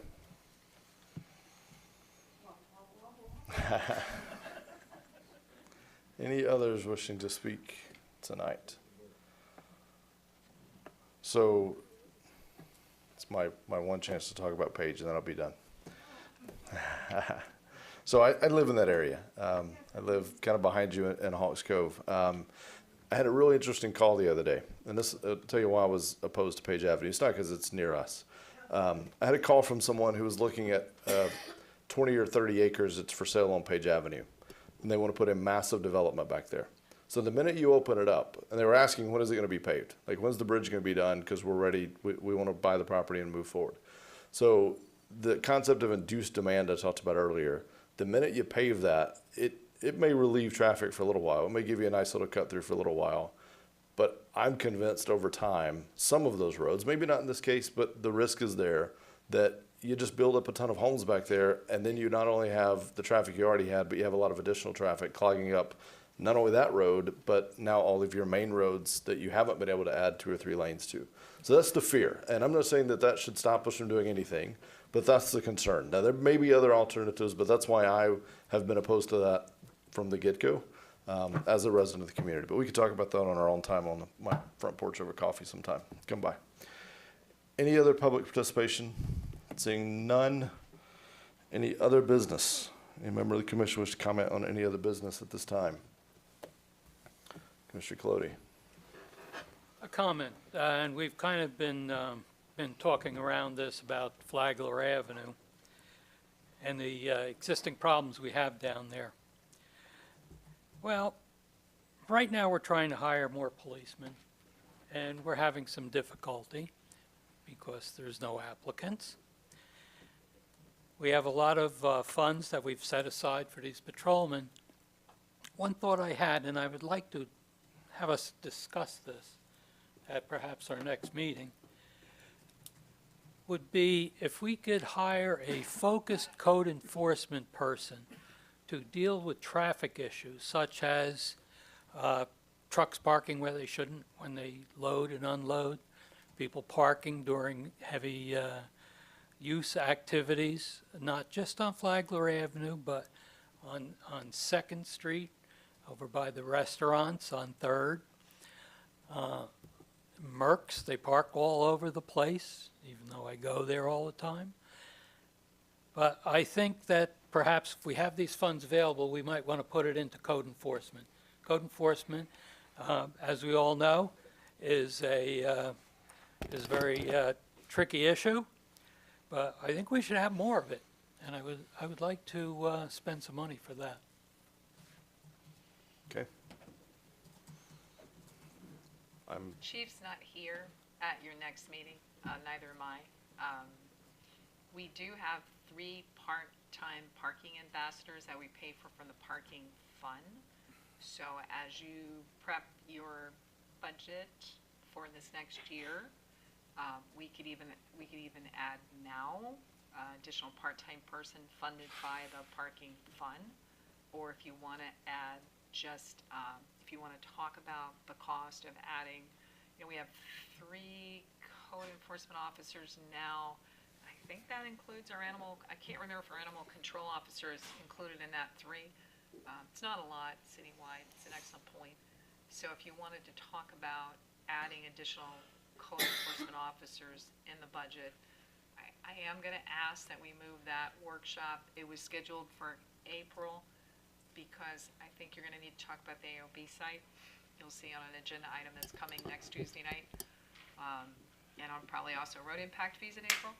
So in May, we have also the update on our public safety manning and to get the direction from the commission on the prep of the budget.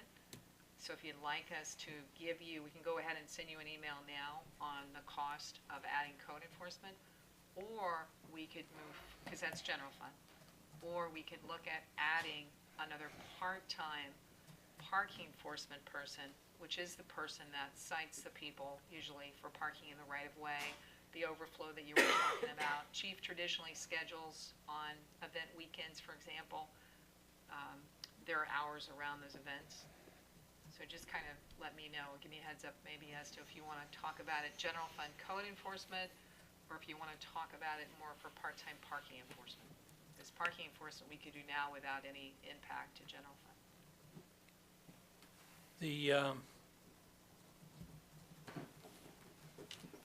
I just looked to the solution. If there's a way that we could move it along relatively quickly for this particular summer season that's coming up, I would look forward to that. But for the overall study, I understand that this is just brought up now, although the problems have been here. So I would look to that direction. And if there's, if the commission members feel that we should look to more code enforcement, then perhaps we could just handle it on this interim basis now. Yeah, I have no objections. If I may make sure I understand what you're saying, that, you know, I certainly think it's a conversation we should have. You know, my stance on this has always been, let's have reasonable codes on the books and then let's enforce the codes. If we find that when we enforce them that there's a bunch of blowback, then either the code's not reasonable or folks have just gotten too accustomed to doing it that way and we have to, you know, raise the bar. I'm okay with going through that pain. But I think you know, what I don't want to see is things changing without, you know, so perfect example, the parking at Merck's. If it's been that way for 25 years and we're going to change it, I don't think we should change it overnight. I think it should be changed, but I think we should have conversations. We should make sure we go through a process where there's a little bit of a weaning off period at least, I guess is what I'm saying on that one. So because in that case, for instance, I get an email the other night, you know, there's a bunch of no parking signs up. There's, you know, and staff at Merck's had no clue what had happened. I don't know about the business owner, but so I don't want to see, you know, and I got a letter the other day, I'm sure you all got a similar letter about the parking around the Garlic. You know, one of the greatest assets we have in New Smyrna Beach, an amazing restaurant. But we absolutely should enforce our parking, but let's make sure I don't want to just pull the rug out from under folks. I want to make sure we do that and they know what's happening. They know why the concerns are there.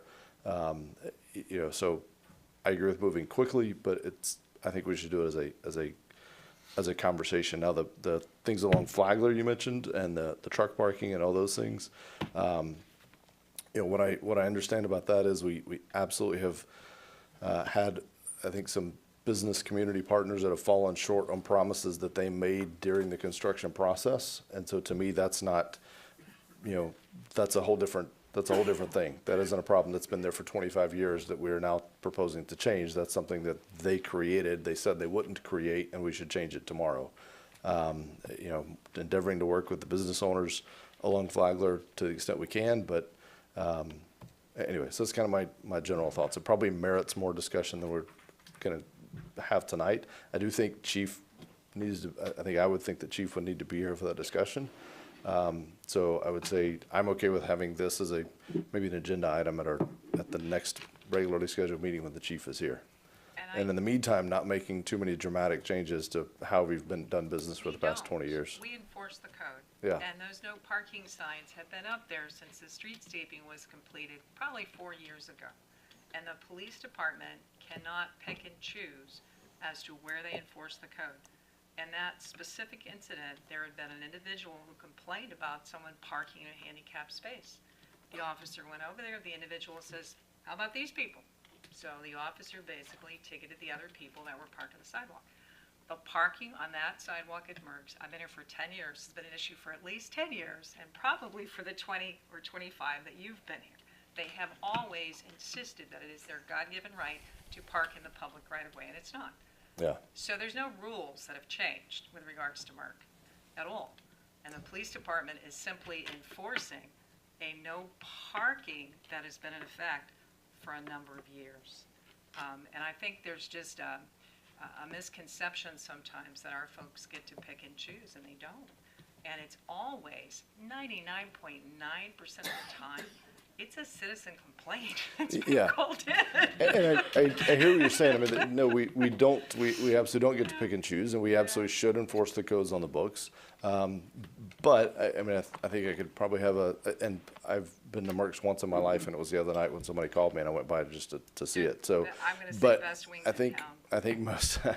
I think every Friday night, though, if you drive by there, you will see folks parked there. And certainly, if we had been consistently enforcing that code, then that wouldn't have been the case. So I'm not saying we should or we shouldn't. I don't want to pick and choose winners of code enforcement here, but I don't want to see it change dramatically overnight without a conversation. So I'm saying the code may have been on the books, they may have been in violation for 20 years, but if we're going to start enforcing it tomorrow and they feel like they've grandfathered, then Not a public conversation you want to have with your police chief.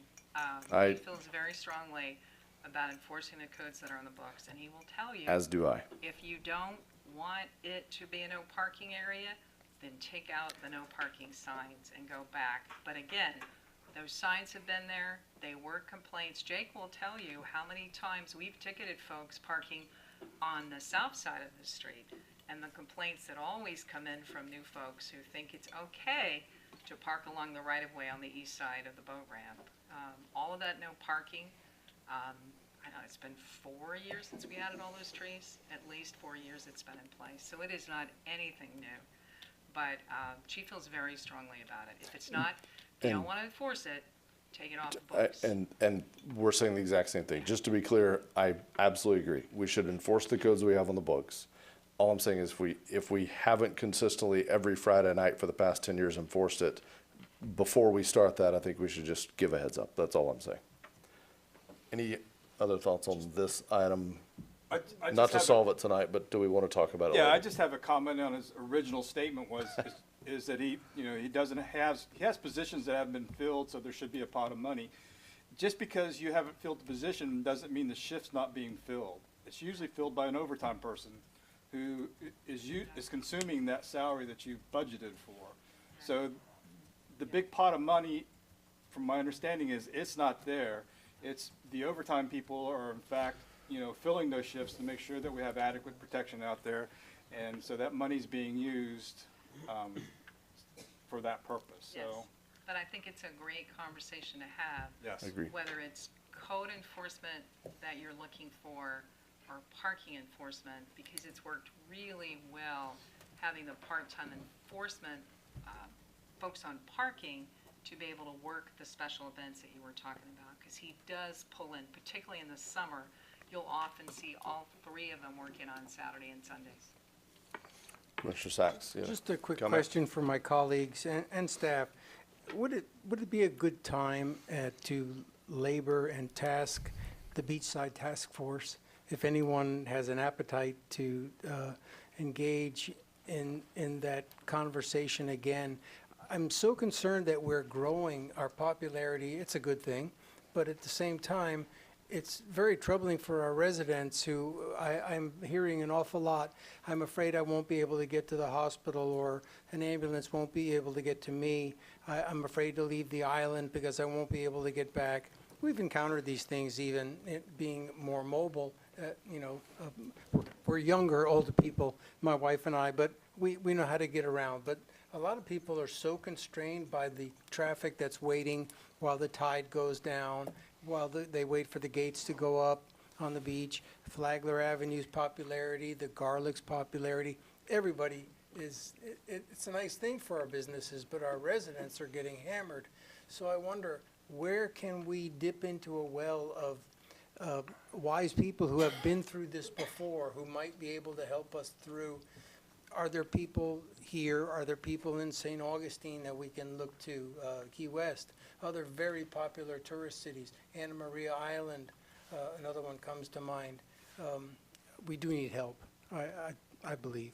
They all So- have trolleys. No, I'm just kidding. They actually do. Thank you very Every much. city you just They mentioned do. has a trolley. They do, and they're supported, though, I will give you this, though. Can we go back to item D? Anna Marie Island is supported by the Manatee County. There is, just like our VOTRAM, there's county support. And there was a trolley on Daytona. I didn't want to go back to And the trolley issue. I was I just, just- it was but just he's right. a He's passing absolutely joke. right. I don't St. think, I don't think that's the solution to all the issues you just said. Commissioner, I absolutely agree with you, and I think maybe, I don't know whether it's a separate agenda item or we expand the one that Commissioner Clody just brought up, but I think it's a good problem to have, first of all. I mean, the other side of the coin is, how do we get anyone to visit our town and do business here? So I'd rather be battling this problem, but understanding that we do have citizens and we do have businesses, and the balance between the two is key. And that's what I was saying earlier with, I understand the citizens' concerns with the issues they deal with. And if we have codes, we absolutely should enforce them. I don't want to change it without, some kind of a notice that, hey, we're going to start enforcing what we should have been doing for the past 10 years, but we're going to, tomorrow it's starting. I think that's just only fair to give them time to adapt and get the word out, et cetera, and make other things. So, I concur with your point. yeah, I think, maybe it is the beachside task force. Maybe that's how we get there. We don't have a beachside task force. Can we We haven't start a had one beachside for a task couple force? of years. We have neighborhood council. I know they've got a big discussion going on. I think it's your meeting next week about really their mission statement, and I think that they may indeed be asking you to expand think- their numbers. I think this would be maybe a good one to help bring in, maybe they meet with the Economic Development Advisory Board, because that kind of represents kind of the business We've done side. that, and Mike to s- Abels came in and facilitated, and it was a great meeting. We did Yeah. it 2 years ago. And maybe with this topic specifically, just to kind of understand the two, and we can That's exactly talk what to we the did. It was chair of awesome. those It was a two. good And meeting. It was a good yeah, meeting. In fact, maybe we had that's how we planning get and there. zoning there as well. So we had Mike Abels facilitate it. We had our 3 advisory boards in. The other thing that we've done as staff, and I would encourage all of you, you're all pretty well traveled. We went up to St. Augustine. That was both how we stole the idea for our parking system.